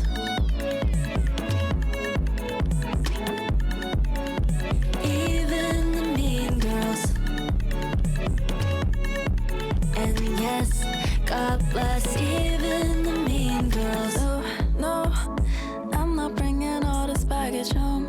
No, I unpacked all of that years ago. Sending you love because it's all I can control. Sending you love, I hope you don't end up alone. Because yeah, yeah, yeah, you're pretty but it acted it. Oh yeah, yeah, yeah, yeah, yeah. I'm still wishing you the best. God bless the sweet girls. God bless the dream girls. God bless the queen girls. I'm telling you the cheat girls. God bless the free girls. And yes, God bless even the mean girls. God bless the hot girls. God bless You know what? I thought of the exact same thing.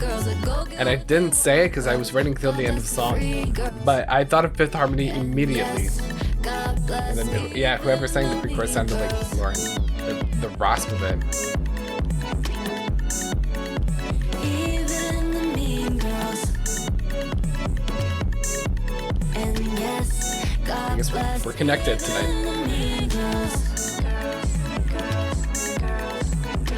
God bless the T girls and all the in-between girls. And yes, God bless even the mean girls.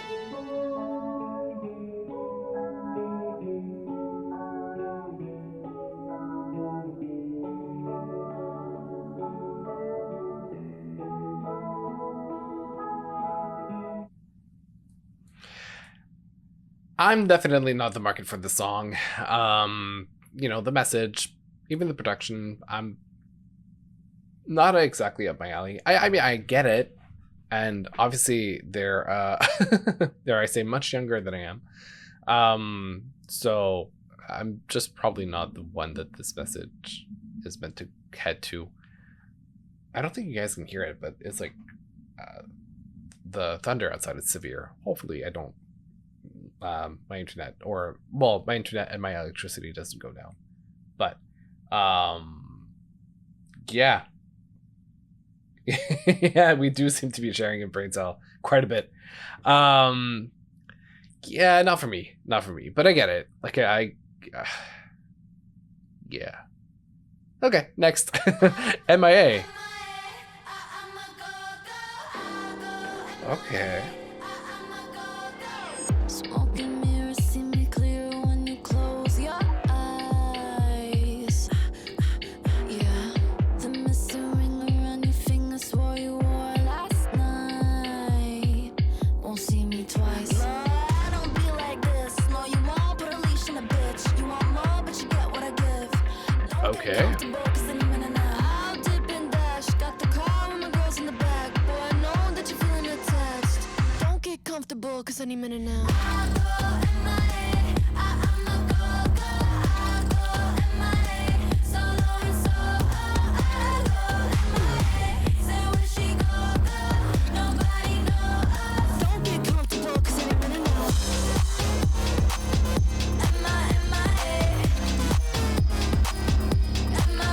Okay. Back so sad, I won't hit back. I'm halfway out the country, making it. No, I don't be like this. No, you won't put a leash on a bitch. You want more, but you get what I give. Don't get comfortable, cause any minute now I'll dip and dash. Got the car with my girls in the back. Boy, I know that you're feeling attached. Don't get comfortable, cause any minute now. It really, I mean, it sounds like KATSEYE, and I think that's the thing. Gabriella stands out because it was not written by KATSEYE, or for KATSEYE, clearly, because it makes this up of them writing the song. Now, this feels... Comfortable, cause any minute now.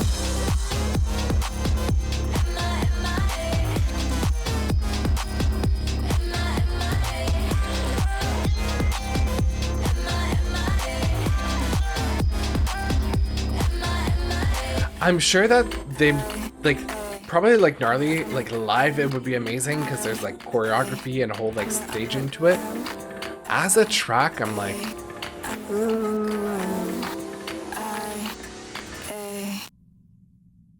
and you know what? In terms of track listing, Gnarly should have been after that. It should have started with like Gabriella, Game Boy, Mean Girls, referring to Gabriella, stealing from them, the girls, and then head into like MIA because like I'm done dealing with this, I'm leaving, and then Gnarly, kind of like this rebellious teenage attitude. I think it would have made a lot more sense, and even like sonically, it would have been nice to have this kind of process where this MIA has a lot more in common sonically with Gnarly than it has with like the other tracks, so it would have been a nice progression stylistically. But yeah, that was an EP. Definitely, probably Game Boy Gabriella towards the top of the ranking. Then the other ones, I feel like the last two kind of fell flat a little bit for me. Once again, not the target, and second of all, I tend to like a little bit more of a complex type of pop production, but at least, listen, here's the thing. I'm going to keep my eyes on KATSEYE, no pun intended.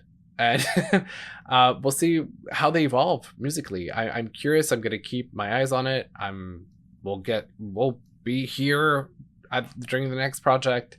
They have potential. They definitely have potential, but I want to see more individuality. I want to be able to distinguish the voices. I want, they're young, but like, eventually more mature topics, and that's like I feel like Gabriella was really like a standout track, just because it didn't fit with the rest. It really showed that it was a track written way before KATSEYE, so it stands out to me for that reason. But yeah,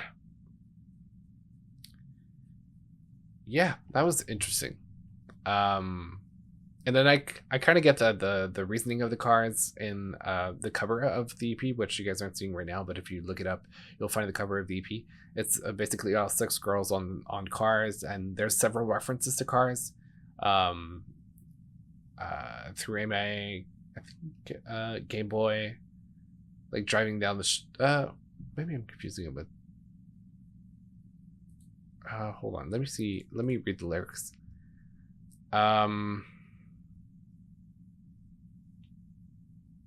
You know what? I'm actually maybe confusing it with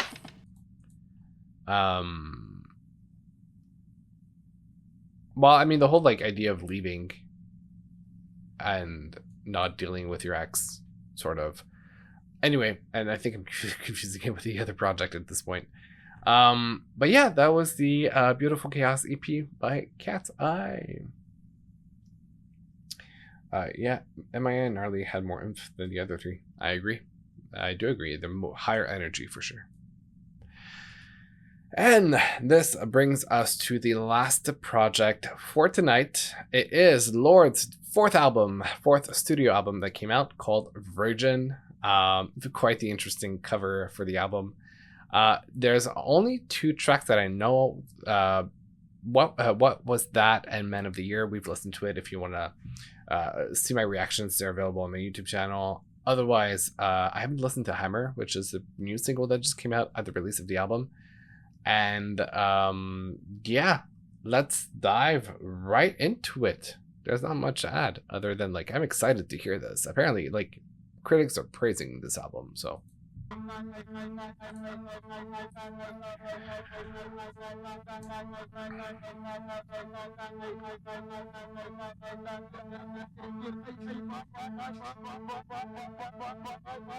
There's a heat in the pavement, my mercury's raising. Don't know if it's love or if it's ovulation. When you're holding the hammer, everything looks like a nail.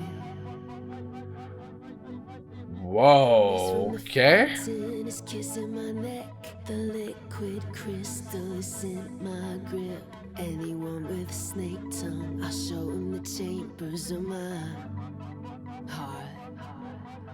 Okay. You don't deal much in love and affection, but I really do think there could be a connection. I burn and I sing and I scheme and I dance. Some days I'm a woman, some days I'm a man. Oh, I might have been born again. I'm ready to feel like I don't have the answers. There's peace in the madness. Over our heads, let it carry me.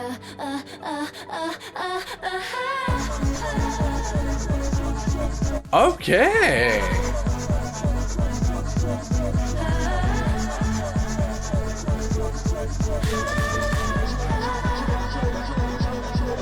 Today I'll go to Canal Street. They're piercing my ears. I'm making a wish when the needle goes in. Take an aura picture. Read it and tell me who I am. Show me who I am.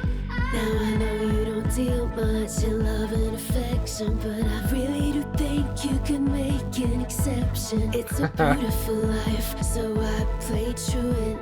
I took tears and they paid me to do it. Oh, I might have Whoa, okay. again. I'm ready to feel like I don't have the answers. There's peace in the madness. Over our heads, let it carry me.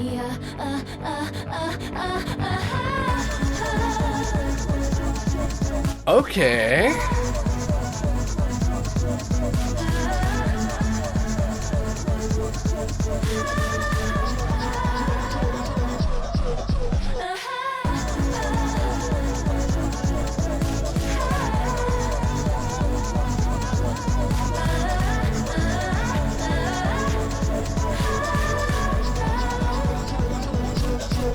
Let it break me down till I'm just a breath, till I'm just a voice living in your head. It's a thunder, been to hell and back, but I've sent you a postcard from the edge. Huh. The edge.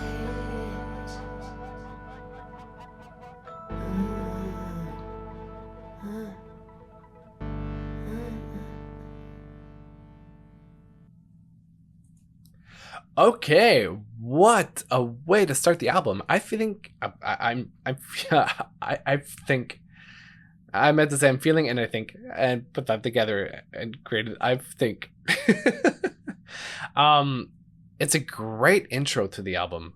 It's really setting the tone for the topics of like sexuality, self-discovery, self-understanding, doubt, and just like questioning oneself, kind of like a quarter life crisis scenario a little bit as well. How old is she? I forgot. Hold on. Lorde. She's 28 years old. She's born in 1996, just like I am. Look at that. We're almost the same age. Well, I mean, we're really, really, really close in age. So yeah, I understand where she's coming from with this. But yeah, covering a lot of like sexual tension, obviously with a certain partner. I'm really fascinated by like that line of when you hold the hammer, everything looks like a nail.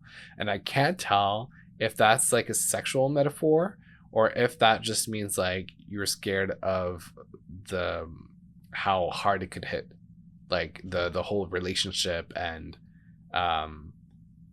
or like maybe somebody's prone to cheating, like when he's holding the hammer, because, well, being parallel with whenever it's activated, I guess, down there, everything looks like a nail, so he's gonna literally look for anything to have sex with.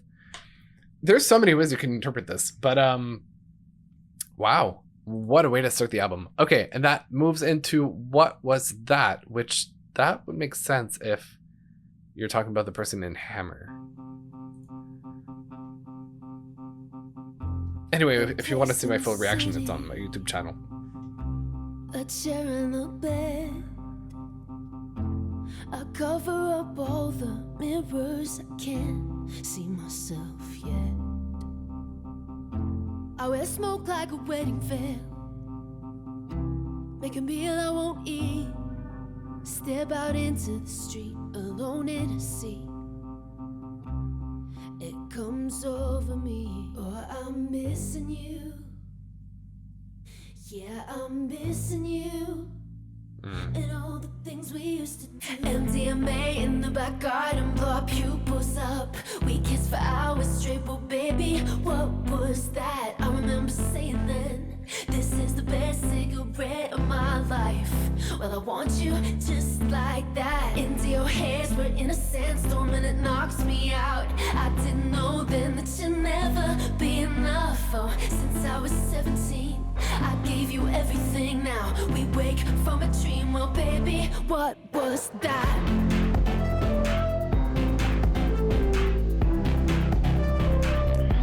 What was that? The production is still so interesting to me. There's something that's like pop structured, but also sounding so indie at the same time. With me when I'm out with my friends, I stare at their painted faces. They talk current affairs.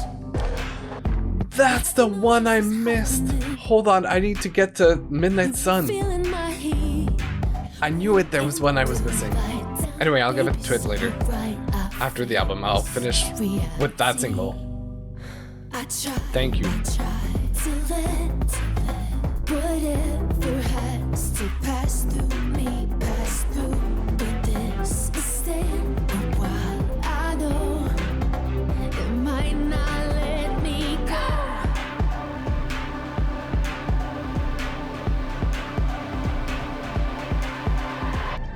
MDMA in the back garden, blow our pupils up. We kissed for hours straight. Well, baby, what was that? I remember saying then, this is the best cigarette of my life. Well, I want you just like that. Into your hairs, we're in a sandstorm and it knocks me out. I didn't know then that you'd never be enough. Oh, since I was 17, I gave you everything. Now we wake from a dream. Well, baby, what was that?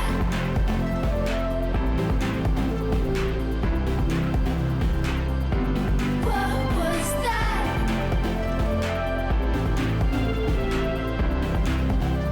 'Cause I want you just like that. Blue light, I can make it alright. What was that? Blue light, I can make it alright. Baby, what was that?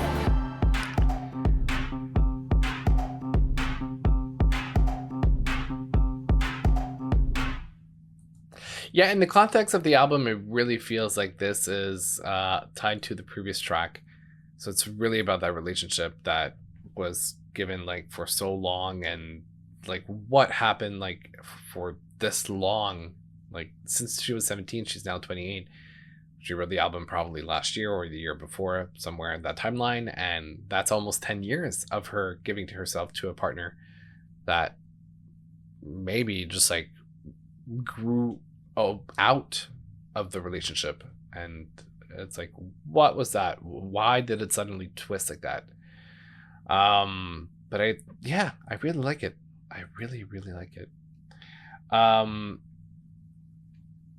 So yeah, no, I didn't react to Midnight Sun by Zara Larsson. I usually go through my YouTube music app and I like pick out all the new releases to be able to react to them, and I for some reason did not see that one. So yeah, I completely forgot about it, but I meant to react to it, so I'll just add it after. Yeah, this is giving Charlie XCX Pandemic album. I forgot what that album was called. It was. Is it the one that has like 1999 on it and 2099 with Tress Von? Oh no! That was before the pandemic. It's the one that she's laying on her bed in white. I forgot how it's called, but sort of. Yeah, I see where you're going with this. All right, Shapeshifter. Haven't heard that one yet. Whoa, that jumped right into it. Chewing gum, I know, don't have a sour taste that's in my throat, but the voice in my head says, do you have the stones? Okay. When I get close enough, I let down my braids, and you climb up in my room. We can't do anything you want. Whoa. Everyone that I've slept with, all the pairs of hands I'm reckless. If I'm fine without it, why gotta stop?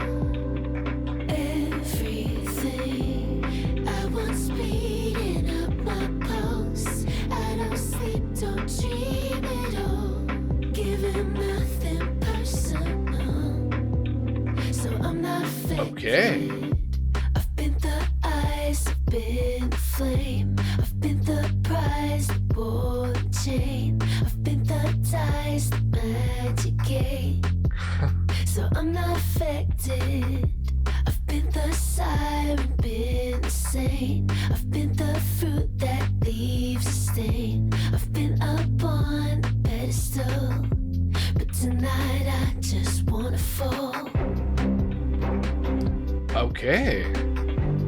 Tonight I just wanna fall. It's kind of giving like the mask that you wear to pretend that you're happy and unaffected by everything. On a shirt, I see a hot mess in an antique skirt, but the voice in my head says, don't let him leave alone. I become her again. Visions of a teenage innocence. How'd I shift shape like that? Everyone that I've slept with, all the metal that I've messaged. If I find without it, why gotta stop? Everything Because it numbs the feeling. my pulse. I don't sleep, don't dream at all. Giving nothing personal, so I'm not affected. I've been the Yeah, because if you're not sharing what you're feeling, it's as if you're not feeling it at all to a certain extent. You're hiding it altogether from them and from yourself. so I'm not affected. I've been the siren, wishing saint. I've been the fruit that changes. I've been up on the pedestal, but tonight I just wanna fall. Yeah, tonight I just wanna fall. Yeah, tonight I just wanna fall. I'll kick you out and pull you in. Swear that you were just friends. And when it's all over again, say I'm not affected. I'll kick you out and push you. Ooh, I love the build-up. Swear that you were just friends. And when it's all over again, One string. say I'm not affected.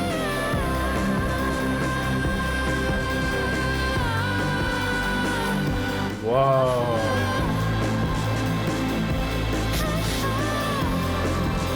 No, I'm not affected. But tonight I just wanna fall.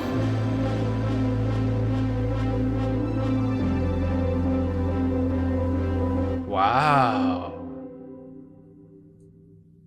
Honestly, I really like this one.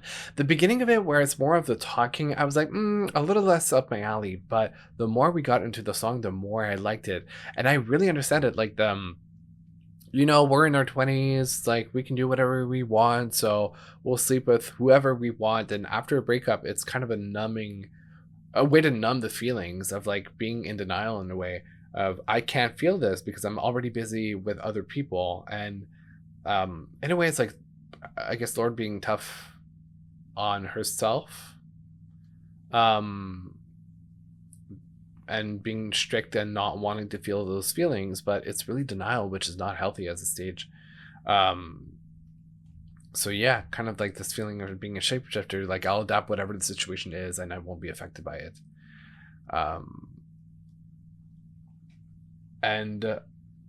She's a musical shapeshifter because her sound is completely shifts album to album to album. I agree with that as well. Definitely. There's a lot of things, like especially in the chorus where it's I've been the ice, I've been the flame. So she's been like the cold person, but she's always also been the passionate person. She's been the prize, the ball, and the chain. So she's been like, hey, look at me, you're the best you're gonna get, but also like I'm the ball. You know the expression old ball and chain, which refers to marriage and like the partner that you've had for forever. And so kind of dragging them down.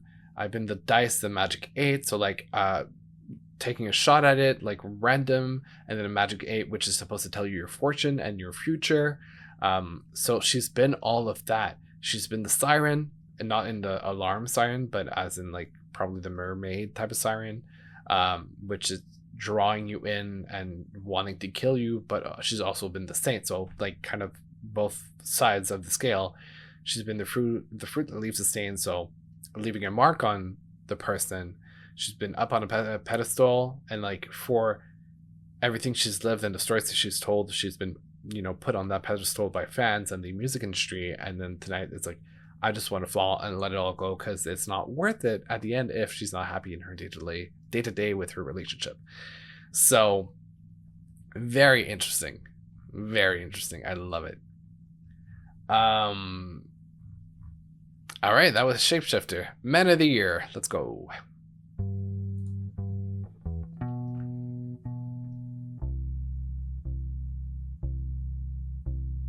Gliding through on my bike, gliding through like new from my recent ego death. Which ties back to the previous track. I like it. It's really sequential in terms of storytelling. Violent, sweet music. You met me at a really strange time in my life. Take my knife and I cut the cord. My babe can't believe I've become someone else, someone more like myself. Who's gonna love me like this? Oh, who could give me like this? Let it flow down to me. Love me like this. Now I'm broken up.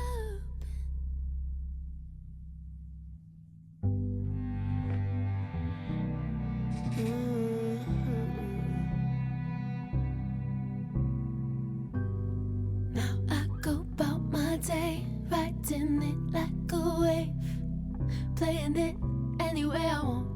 Swish, mouthwash, jerk off. Days go by in a haze, stay up and sleep late.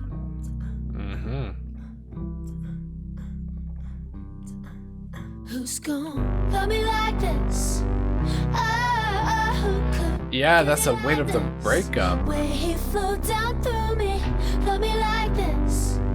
Now I'm broken open. Let's hear it for the man of the year. The songs make so much sense now in the album. Like, it's so easy to understand what they actually Hear it for mean. the man of the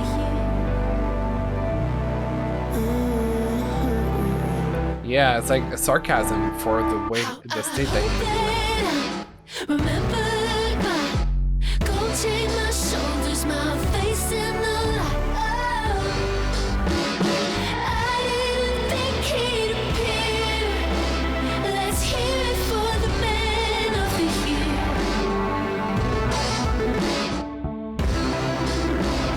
Hear it for the man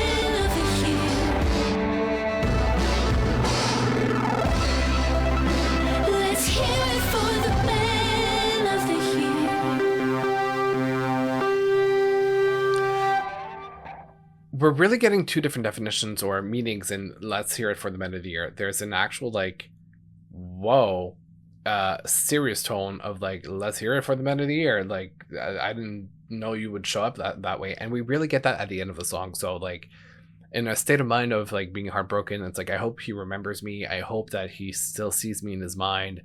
And I didn't expect him to come back, but here he is. Now let's hear it for the Men of the Year, because that's something that not a lot of people would pull off as a move. But also earlier in the song, I feel like it's more of a sarcasm type of line, where it's hear it for the Men of the Year, because clearly he's left me broken and in a miserable state, and I don't think anybody could love me the way that he did. And it's so sad that he had to go and do whatever he did to break me. So yeah. And I mean, so far I love the chaos in the production of the tracks. There's something about that really reflects the state of being heartbroken and being broken as a person, of like, it's intense, it's chaotic, it's but it's representative of, you know, the feelings and kind of your head all over the place and the chaos in your mind. So far, great project. I'm really having a lot of fun decoding this, which brings us to the next track, Favorite Daughter.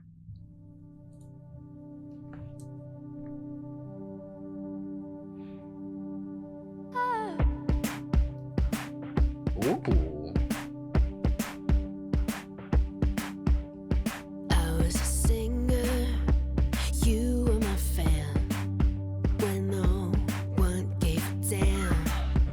Oh, is that gonna be like honoring her mom or father?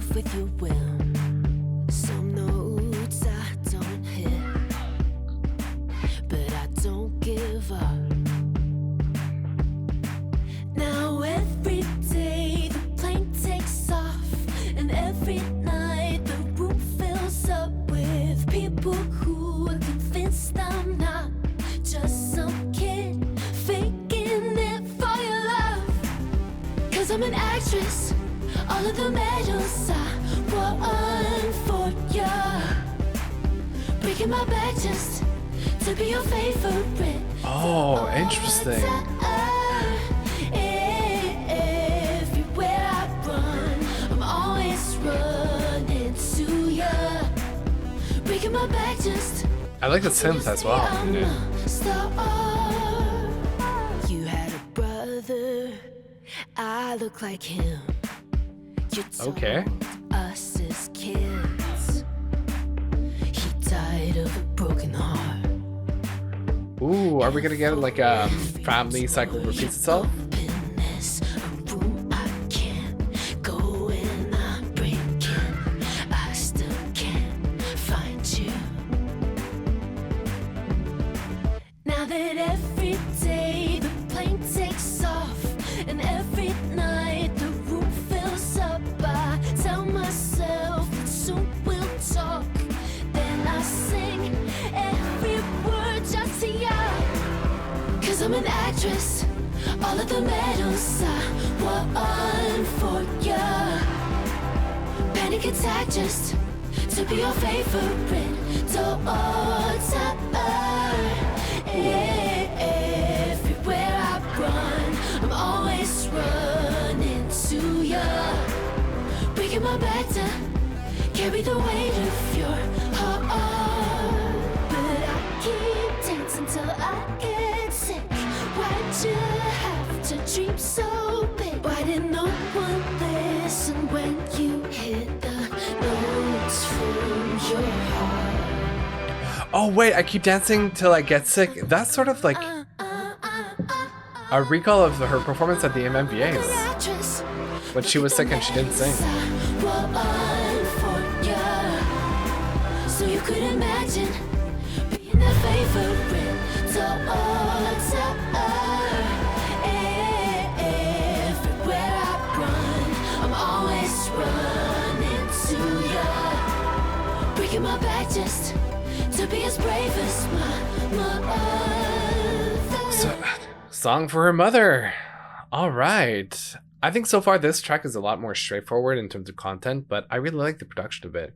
And I really like what it means and kind of this love-hate relationship in a sense of like the pressure that LORDE, not necessarily the pressure that her mother put on LORDE, but the pressure that LORDE felt of performing for her mother because of the time spent and the investment and not wanting to fail in front of the family members and etc. So that was a great track. I really, really, really liked it. Where does LORDE get her mind, the creativity? Well, here's the thing. The funny, the joke about music is that the worse your life gets, the better the music you write. We've seen that countless times with so many examples, whether it's like Ariana Grande with her Thank You Next era, or even her Eternal Sunshine. And, Taylor Swift, when she goes through breakups, right? There's something so deep in emotions that are felt by the artist that it's in those moments where the mind is kind of scrambled and connects things that aren't necessarily supposed to connect together in a good state of mind that these ideas stem from. I won't spend too much time talking about it because it's not something that's out or anything like that, but I often love to create concepts of songs and albums and just brainstorm some stuff, sometimes dabble into melody making or writing demos or whatever, but it's not that frequent. But I've worked on concepts where in some of the worst times of my life the best ideas came out of, in the darkest times the most poignant and visual ideas came up. And it's important to take those moments and turn them into art. Turn those feelings into art, literally, and just write them down, write whatever's on your mind, even if it doesn't make any sense. There's a way to connect the dots after and create these types of projects. So, yeah, it's beautiful to watch that unfold. Which brings us to the middle track of the album, Current Affairs. Current Affairs.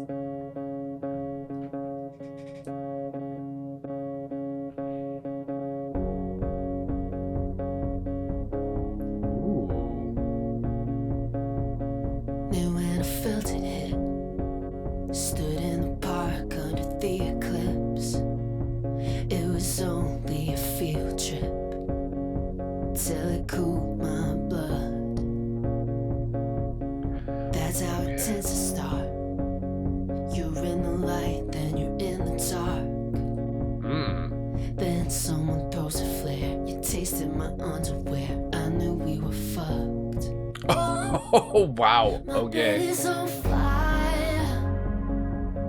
Mama, I'm so scared. Don't know how to come back. Once I get out on the edge, you spit in my mouth like he's saying a prayer. But now I'm crying on the phone, swearing nothing's wrong, blame it on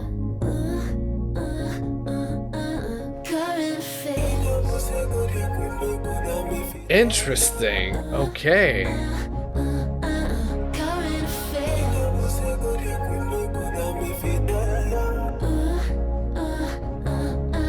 All alone in my room, watching the tape of their honeymoon. On the boat, it was pure and true. Then the film came out. Hope that we can't ignore voices we hear through the open door. Would you dive to the ocean floor just to take my pearl? 'Cause my bed is on fire. My bed is on fire. Mama, I'm so scared. Mama, I'm so scared. Will you ever like this? Will you ever like this? Once you went out on the edge, she spit in my mouth like he's saying a prayer. But now I'm crying on the phone, swearing nothing's wrong, blame it on current affairs.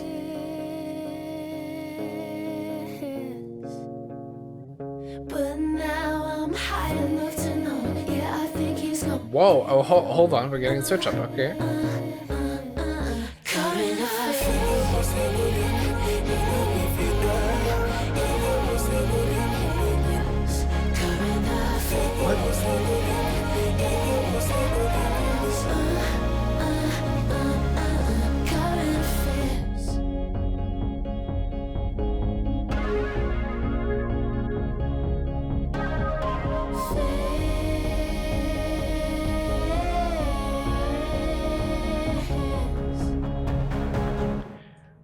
Okay, it wasn't so much of a switch up, more of a change in energy, but yeah, that was a line. Basically, you tasted my underwear, and I knew we were fucked. Which basically means that they slept together again, and she was like, crap. I let it get to that point, and then that's why the bed is on fire. And it's like, once you get so far into a situation like that, of like the toxicity of always going back to each other, because that's just a force of habit and how things kind of developed, then you're kind of stuck in it. And I've been there. I've had an ex where we kept getting back together, not officially, but just like physically in the presence of each other. And then whoops, you would say one night, and then whoops, you would sleep in the same bed, and you would do whatever again. And it's not healthy, but that's the state of current affairs. And so I really get it. And I like the visual of like, hope that we can ignore the voices we hear through the open door, which stands for the, you know, probably the comments of other people saying like, hey, you shouldn't be doing this. Because you're clinging on to the little bit of hope that things can go back to the way it was before. And then would you dive to the ocean floor just to take my pearl, which is like, would you go through all of the madness to get the prize at the end? Which is another kind of wink at Shapeshifter being a prize. Yeah. I mean, so far, I'm having such a great time decoding what the lyrics are. I think lyrically, this is a beautiful album. And sonically, it's really interesting. It's not exactly the type of sound I would naturally gravitate towards, but I like it, and it's very representative of the content that we find in the lyrics. So I like it a lot. Next song, I'm kind of terrified about. It's a short song. It's called Clear Blue. Clear Blue is a pregnancy test, for those of you who don't know. I don't know what to expect. Let's listen to it. After the ecstasy, testing for pregnancy, praying in MP3. Okay. I'm scared to let you see into the whole machine, leave it all on the field. Your metal detector hits my precious treasure. I'm nobody's daughter yet, baby. I'm free, I'm free. Free, I'm free. Okay. But deep in my matter, you're changing my patterns. Your helix is right through me. Bars on my windows, you busting wide open till clearness is all I see. I try letting the answer be part of the dances. I trip and I stumble, yeah, baby, I'm free, I'm free. Whoa. I'm free. Lips round your halo, you asked where I came from. I lied and then I came clean. There's broken blood in me, it passed through my mother, from her mother down to me. Okay, so we're getting a little bit of generational So trauma. my hips moving faster, I rode you till I cried. How's it feel, being this alive? Whoa. Where did it go? Wish I'd kept the clear blue. I'd remember how it feels to be so buried the throats. Oh, wish I'd kept the clear blue. I'd remember how it feels to be. Okay, lots to unpack here. That's crazy. But the first line was so visual. After the ecstasy testing for pregnancy, praying in MP3, which probably means just listening to music, hoping that things get better. I'm scared to let you see into the whole machine, leave it out on the field. Your metal detector hits my precious treasure. I'm not nobody's daughter. Yeah, baby, I'm free, I'm free. I have a feeling that the test was probably negative from the feeling I'm free, in a sense where there's a certain relief when it comes to an unwanted pregnancy that turns out to be not happening. But deep in my matter, you're changing my patterns. Your helix is right through me, which, well, we know helix is DNA, and we know what contains DNA from the male side of things. Bars on my windows, you bust them wide open till clearness is all I see. I'm letting the answer be part of the dance as I trip and I stumble. Yeah, baby, I'm free, I'm free. So once again, I feel like kind of going back through that moment of like, okay, now this happened. It was scary, but it's not going forward. So we're okay now. I feel free. Lips around your halo. You ask where I came from. I lied and then I came clean. There's broken blood in me. So I don't know if there was like a part of her that might have wanted that. And it might have been something that was already done previously in her family. Because I feel you answer, my hips moving faster, so they're currently, in that line, they're having sex. I rode you till I cried. How's it feel being this alive? It's like she did it on purpose as a way to keep him. Potentially. Allegedly. I might be wrong about this, but this is kind of how I see it. From what I can interpret of it. Like, it's crazy. But yeah. And then she wished she kept the clear blue as kind of a memory of what could have been. That's a deep song. That's definitely a very deep song and personal song. And I think she did mention something about never performing that song live, potentially. So I feel like that makes a lot of sense. And the fact that it was a cappella, like production wise, it was so poignant because of the fact that it was so simple and straightforward, and we focused on the performance and the lyrics and their, vocoder in the back and whatnot. But it kind of like a very sobering type of track because of how little there is in the production. But it matches a feeling of like coming to terms with reality. So I like it a lot. Yeah, great project so far. Next is GRWM, which stands for Get Ready With Me. Soap, washing him off my chest, keeping it light, not on, thinking it, jumping from stone to stone in the riverbed, I guess. Maybe you finally know who you wanna be. A grown woman in a baby tea. A grown woman.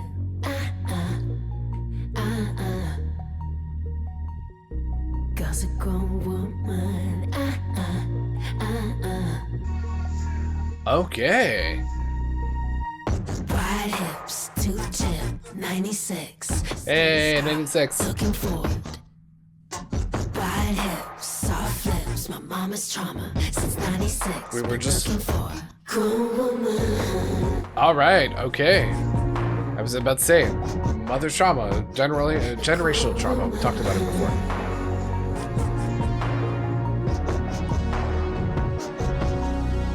Pink galaxy left undressed. 2009, me be so impressed. So impressed. Back when the stolen spirits went straight to the head. Maybe you finally know who you wanna be. A grown. She's kind of talking to herself in this one. A grown woman.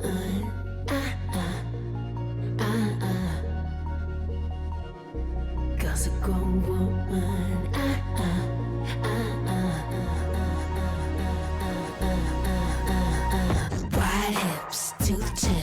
96, skin scarred, looking forward. Wide hips, soft lips, my mama's trauma. The production really represents that realization of like, oh, this is a like clarity, like this shining light that's like,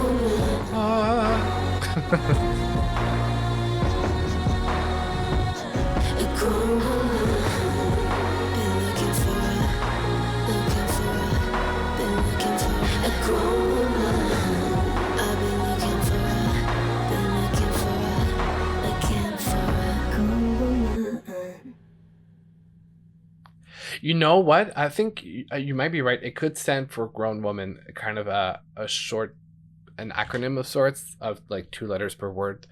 But also I feel like it does represent the whole like get ready with me of like, she's presenting this album, like many other albums, as coming of age, as becoming something. And she's like, join me on this adventure of becoming the grown woman that I'm aiming to be.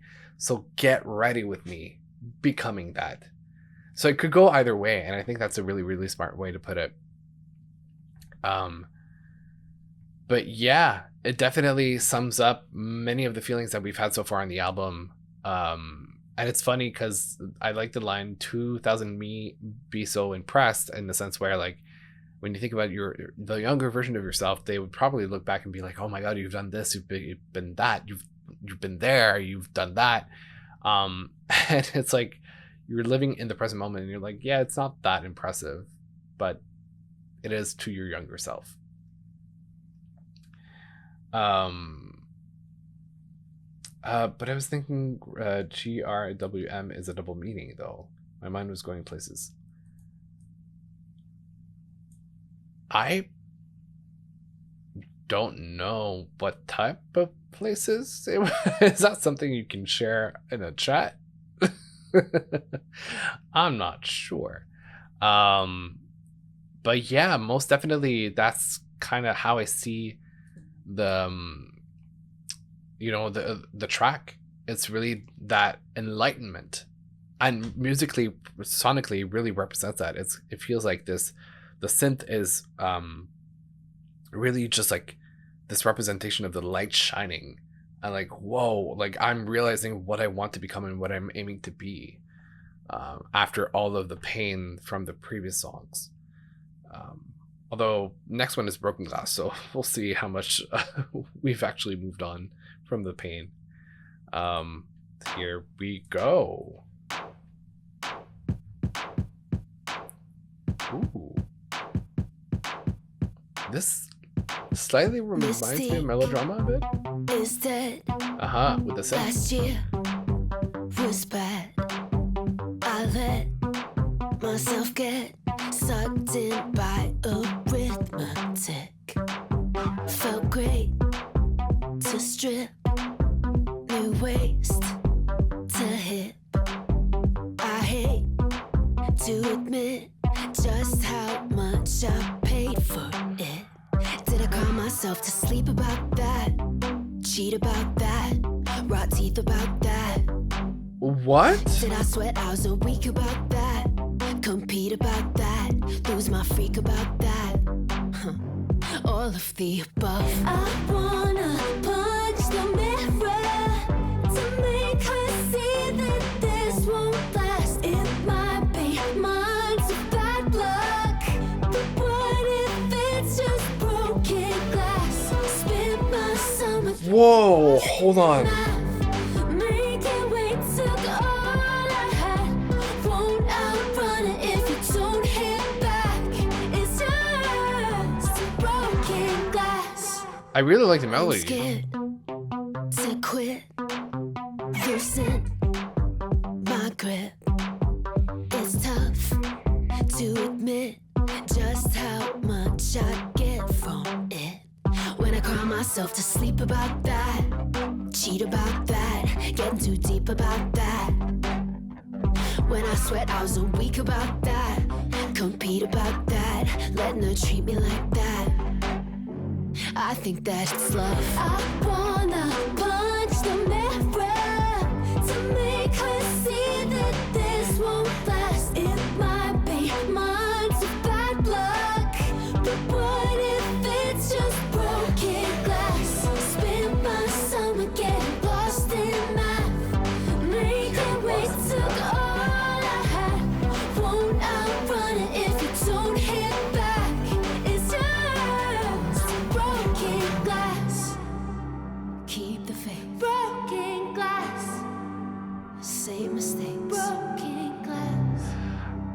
just a face. Broken glass, just a face. I wanna punch the mirror. I have a theory. This won't last. It might be months of bad luck, but what if it's just broken glass? Spend my summer getting lost in math. Make it wait, take so I won't outrun it if it don't hit back. It's just broken glass. Whoa. And I like her falsetto on. In the city. Whoa, whoa, whoa, whoa, whoa, whoa, whoa. I like her her falsetto and broken glass or whatever it is. But okay, so I think this is about body image. And the reason why I really was able to connect the dots is because this reminded me of the collab that she had with Charlie XCX, where she has that line that says, I lost weight just to gain all of it back. And this is about self image in the mirror and kind of dealing with it. But there was the beginning of it where it's felt great to strip, new waist to hip. I hate to admit how much I paid for it. Which at first I was like, wait, did she have surgery for her hips to reduce the size of them? Which then explains why the cover of the album is an x-ray of her hips. With a zipper, because there's a lot of references to sex, which is the process of unzipping your pants and etc. Now, the cover makes a lot of sense to me for this project. But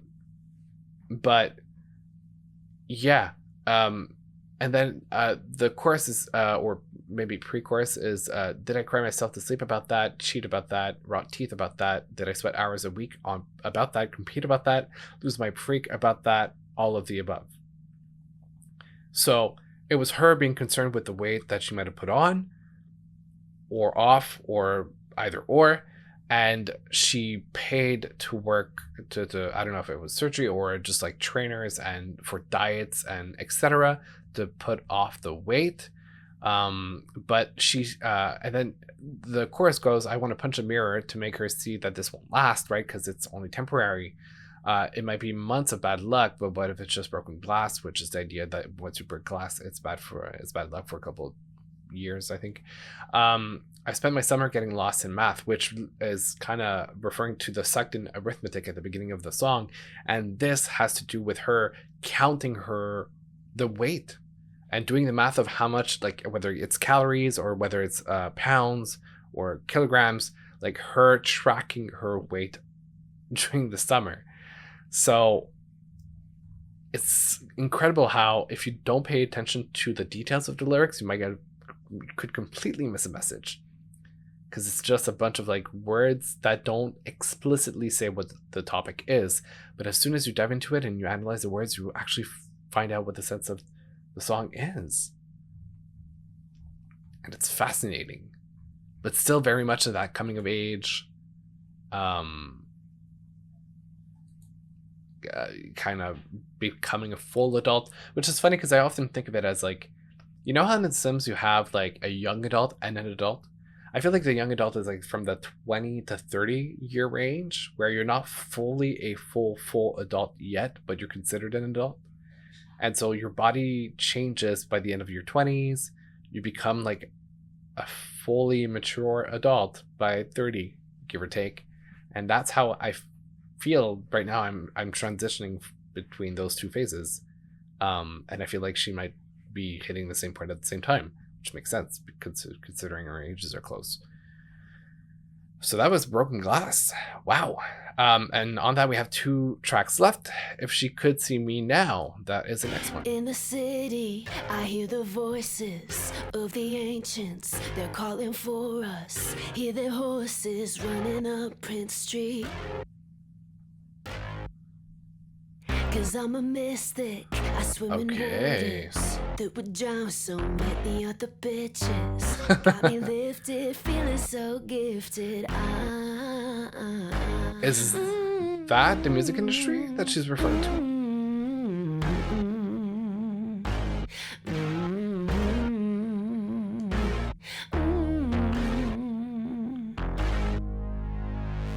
In the gym, I'm exercising all my demons, make them keep riding. Yesterday, I lifted your body weight. Which ties into the previous track. I love how we still have that sequential logic. Listen to it till it's just a piece of music, and everything else falls away. Ha, ha, ha. Baby, whenever you break me, I'd watch it happen like an angel looking down. Okay.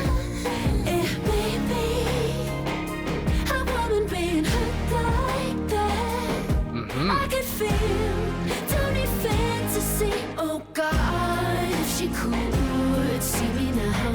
Yeah, talking about her past self when she was in the midst of living all the emotions. Another starlet, another camera, another red carpet. As for me, I'm going back to the clay.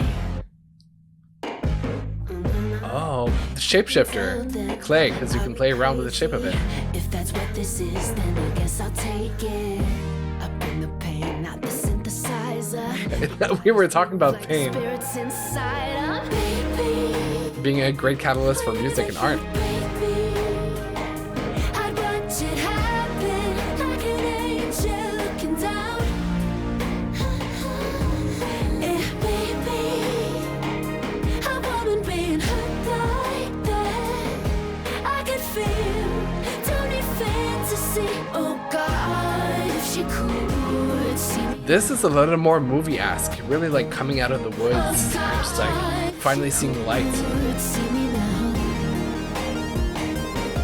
Oh God, if she could see me now. Or maybe finally getting to the city because the synthesizer is giving that If she approach.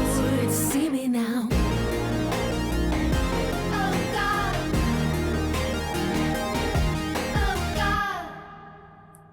You know, it's funny because the beginning of the song says, "In the city, I hear the voices of the ancients." Like the ancients, like the people in the music industry, you know, the ones that have been there and probably loved LORDE as an artist. And it's like they're calling for us, you know, the younger generation to come back and to make a comeback to the music industry. Hear their horses riding up Prince Street because I'm a mystic. I swim in waters that would drown so many other bitches.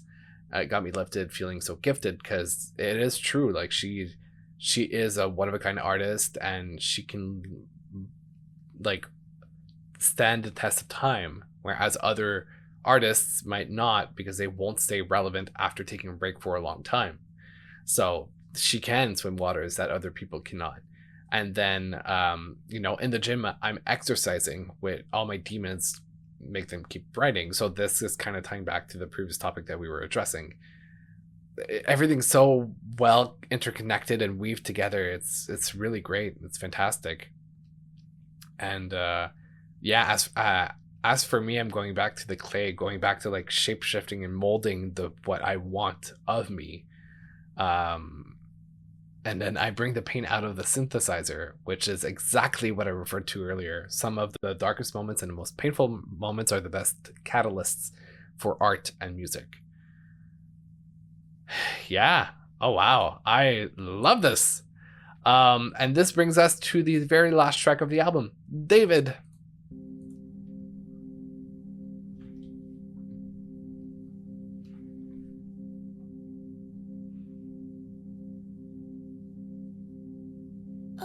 Dark day, was I just someone to dominate? Worthy opponent, flint to my blade, now we're playing with shadows. At the Sunset Tower, you said open your mouth, I did.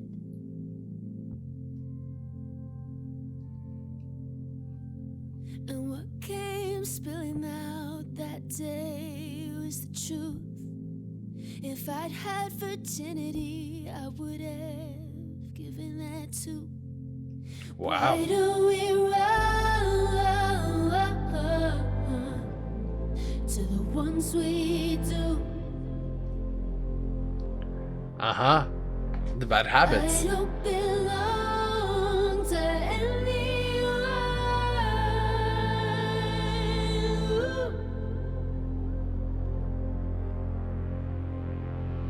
Oh, dark day. Was I just young blood to get on tape? 'Cause you dialed me out when it got hard. Uppercut to the throat, I was off guard. Pure heroin mistaken for featherweight. Oh, I feel like there's a couple of references to her past projects in that track. Spilling out that day was the truth. And once I could sing again, I swore I'd never let myself sing again for you.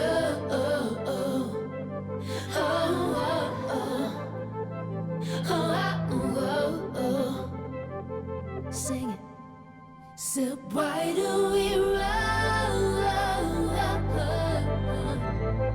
to the ones we do? I like the I production. don't belong to anyone. I think that's Jack Antonoff, if I'm not mistaken. I made you God 'cause it was a home Oh, not even. that Oh. I knew how to do.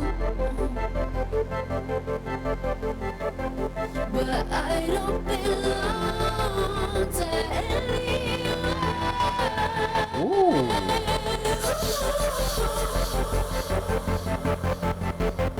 Am I ever gonna love again? Am I ever Wow. gonna love again? Am I ever gonna love again? Ooh. Am I ever gonna love again? Will you ever feel like a friend? Am I ever gonna love again? Till you understand. Tell it to him. Whoa. Okay, hold on. The laugh was not part of it. That was Man-Child by Sabrina Carpenter. Okay, hold on. There's a lot to unpack here as well. So, production's interesting. I like the build up. I love how like it feels like it's climbing up and then all of a sudden dies, and it's like, okay, is this gonna happen again? Am I gonna let myself do this again? What's really interesting to me is there's a mention of at the Sunset Tower, which could be an actual place, but to me, the first thing that I thought of when I heard that was her last album is called Solar Power, right? So solar power is during the day when the sun is at its most visible. Sunset is at the end of the day. So I feel like it refers in a way to the end of that era, of that timeline. Because there is also a reference of pure heroin. The line goes, pure heroin mistaken for featherweight.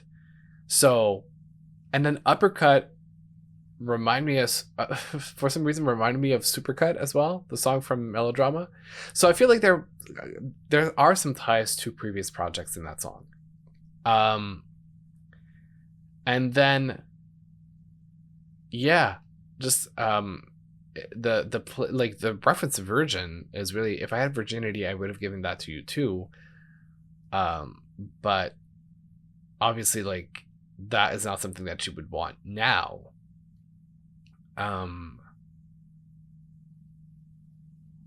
Yeah. And then was I just young blood to get tape on? Because you dimed me out when it got hard. Uppercut to the throat, I was off guard. Pure heroin mistaken for featherweight. But what came spilling out that day was the truth. And once I could sing again, I swore that I'd never let myself sing again for you. I don't know if that could be more of a record label situation, because it almost sounds like things went sour with her old record label, right? Was I just young blood to get on tape to like record and make music? Because you dimed me out when it got hard, so like they weren't there to support her when things got rough, maybe with like Solar Power, when she didn't have the commercial success that she had before. Pure heroin mistaken for featherweight, which would refer to her previous projects that she might have had with them. But what came out spilling out that day was the truth. and I would never let myself sing again for you as a record label. I would never deal with you again in business. And am I ever gonna love again? It might be more about the industry, potentially. I'm speculating at this point, but this is kind of like how I feel about it. Also, it could be about like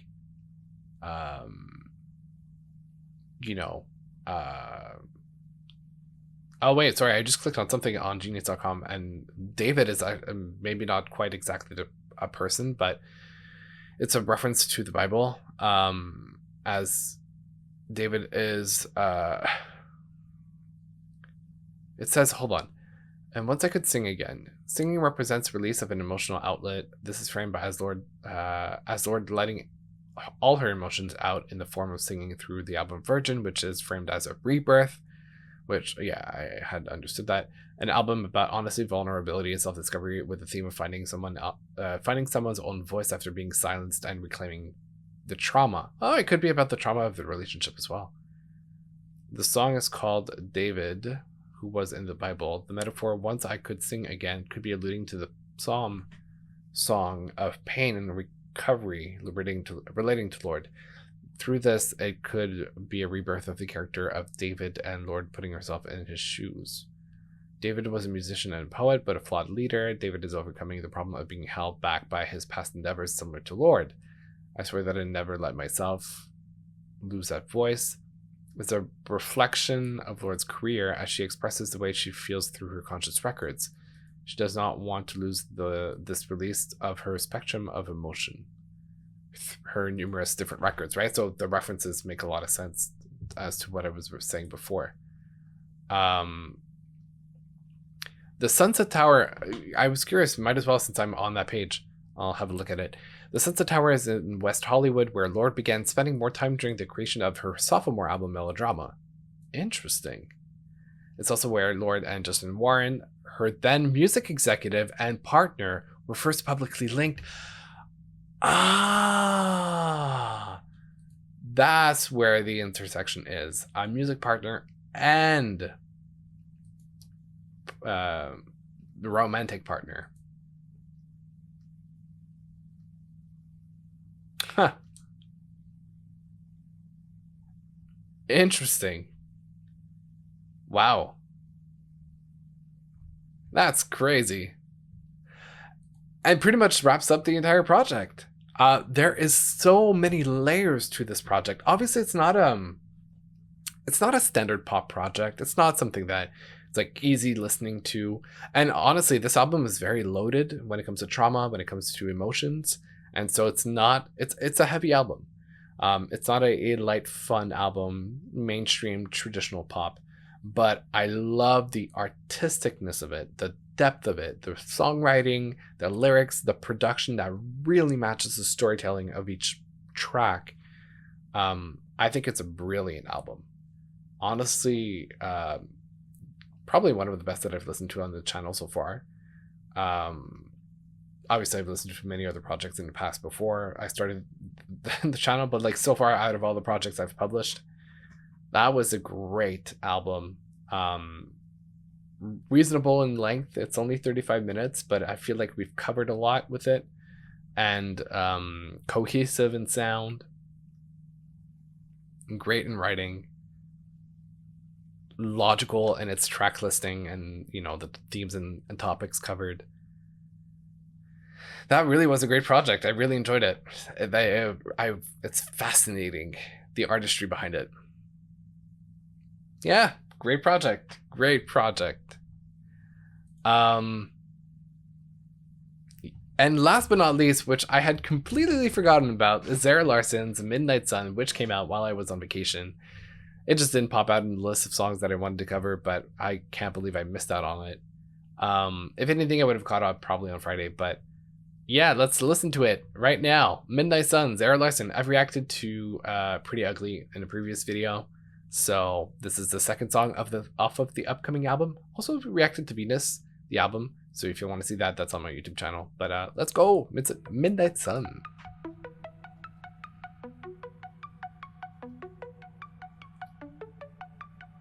Ooh. No nightmare when you can still see the light. Okay, a UK garage beat. Huh. Can't find me. I'm not in the city tonight. I like your playlist, boy. Turn it up a little louder. Roads empty, so you drive a little faster. Ain't taking nothing tonight, but I'm feeling so high. Show my tan lines, low rise, rooftop down. Is golden out all the time. Okay. It's the midnight sun kiss, get under the red sky, laying on your chest like this. Hold me like the pebbles in your hand, initials in the sand. Yeah, summer isn't over yet. Skinny dipping with your heart out is my favorite part. Now we ain't gotta tell no one. A never-ending midnight sun. Ooh. Oh, whoa.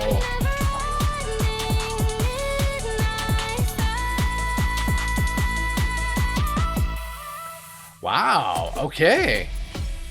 Connected, I'm so in touch with it all. I feel protected by the moon and the stars. I'm walking barefoot, feel the grass in between my toes. Bombshell wind in my hair, baby, let it blow, yeah. It's been a while since I cried over something so nice. Wow, this feels kind of like Paradise-ish? I don't know how to explain it.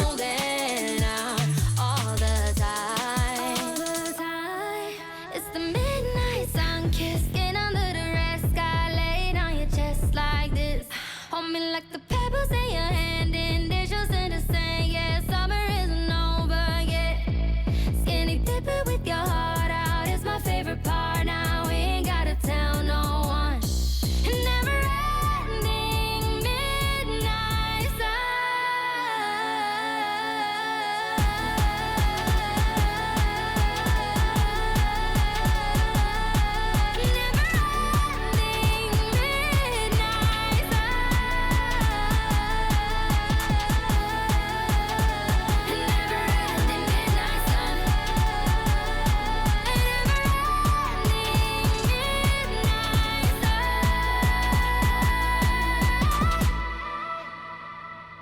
Whoa. Okay. That is not exactly the direction I thought she would go for its second single. I'm having a bit of a hard time seeing the link between like Pretty Ugly sonically speaking and this one. So I'm, you know, one of the things that I talked about, I think in the Venus album was like cohesiveness sonically in the album. I feel like it covered a lot of different sounds and it wasn't as cohesive as I'd love for it to be. But I like how this kind of took an EDM turn. It went from the UK garage beat, a bit more of like more traditional pop, to like almost an EDM structure. Even though it doesn't sound like EDM per se, it definitely had like the melodic structure of it, and with the, you know, the beats and the maintaining that high note, like belting note for a while, which almost reminds me a little bit of what was the song on the album, On My Love, a little bit with David Guetta. I feel like it's a very charged song and a very delicate and smooth sonic like sound, and then it's really interesting. It's not necessarily immediately one of my favorites from Zara, but also I kind of like where this is going. I feel like this would be more typically, I don't know if it's like a second official single or if it's more of a promotional single to provide to fans until the release of the album, but I'm surprised with this choice as a commercial single if it is, because I don't think it's going to be a heavy hitter when it comes to like charts and whatnot. I think they were banking on Pretty Ugly to be the one to make it commercially. I kind of like she sounds amazing, and it's interesting as production. It's not immediately like a favorite. It might grow on me though. Yeah. So, but it gets me really curious as to where the album is going, where it's going to be. So I guess we'll wait until that album comes out. But yeah, interesting song. And probably we'll catch up on the visuals eventually. Music video, when I finally get to them. I have to. I meant to do them before I left on vacation and just didn't have the time to get to it. But here we are. So yeah, that's pretty much it. That covers it all. Hope you guys had a great time. Thank you for joining the live stream. I once again will continue reacting to music on Friday, cover the projects that I hadn't had the chance to do so, and I just said there's no filler tracks on the album. Also revives. Oh, wait. Okay, talking about Zara sounds good. So I we'll see how that works in the context of the album. But yeah, no, this was fun. I hope you guys have a good night, day, wherever you are. Take care of yourselves. Enjoy. And I'll see you guys on the next one. Bye.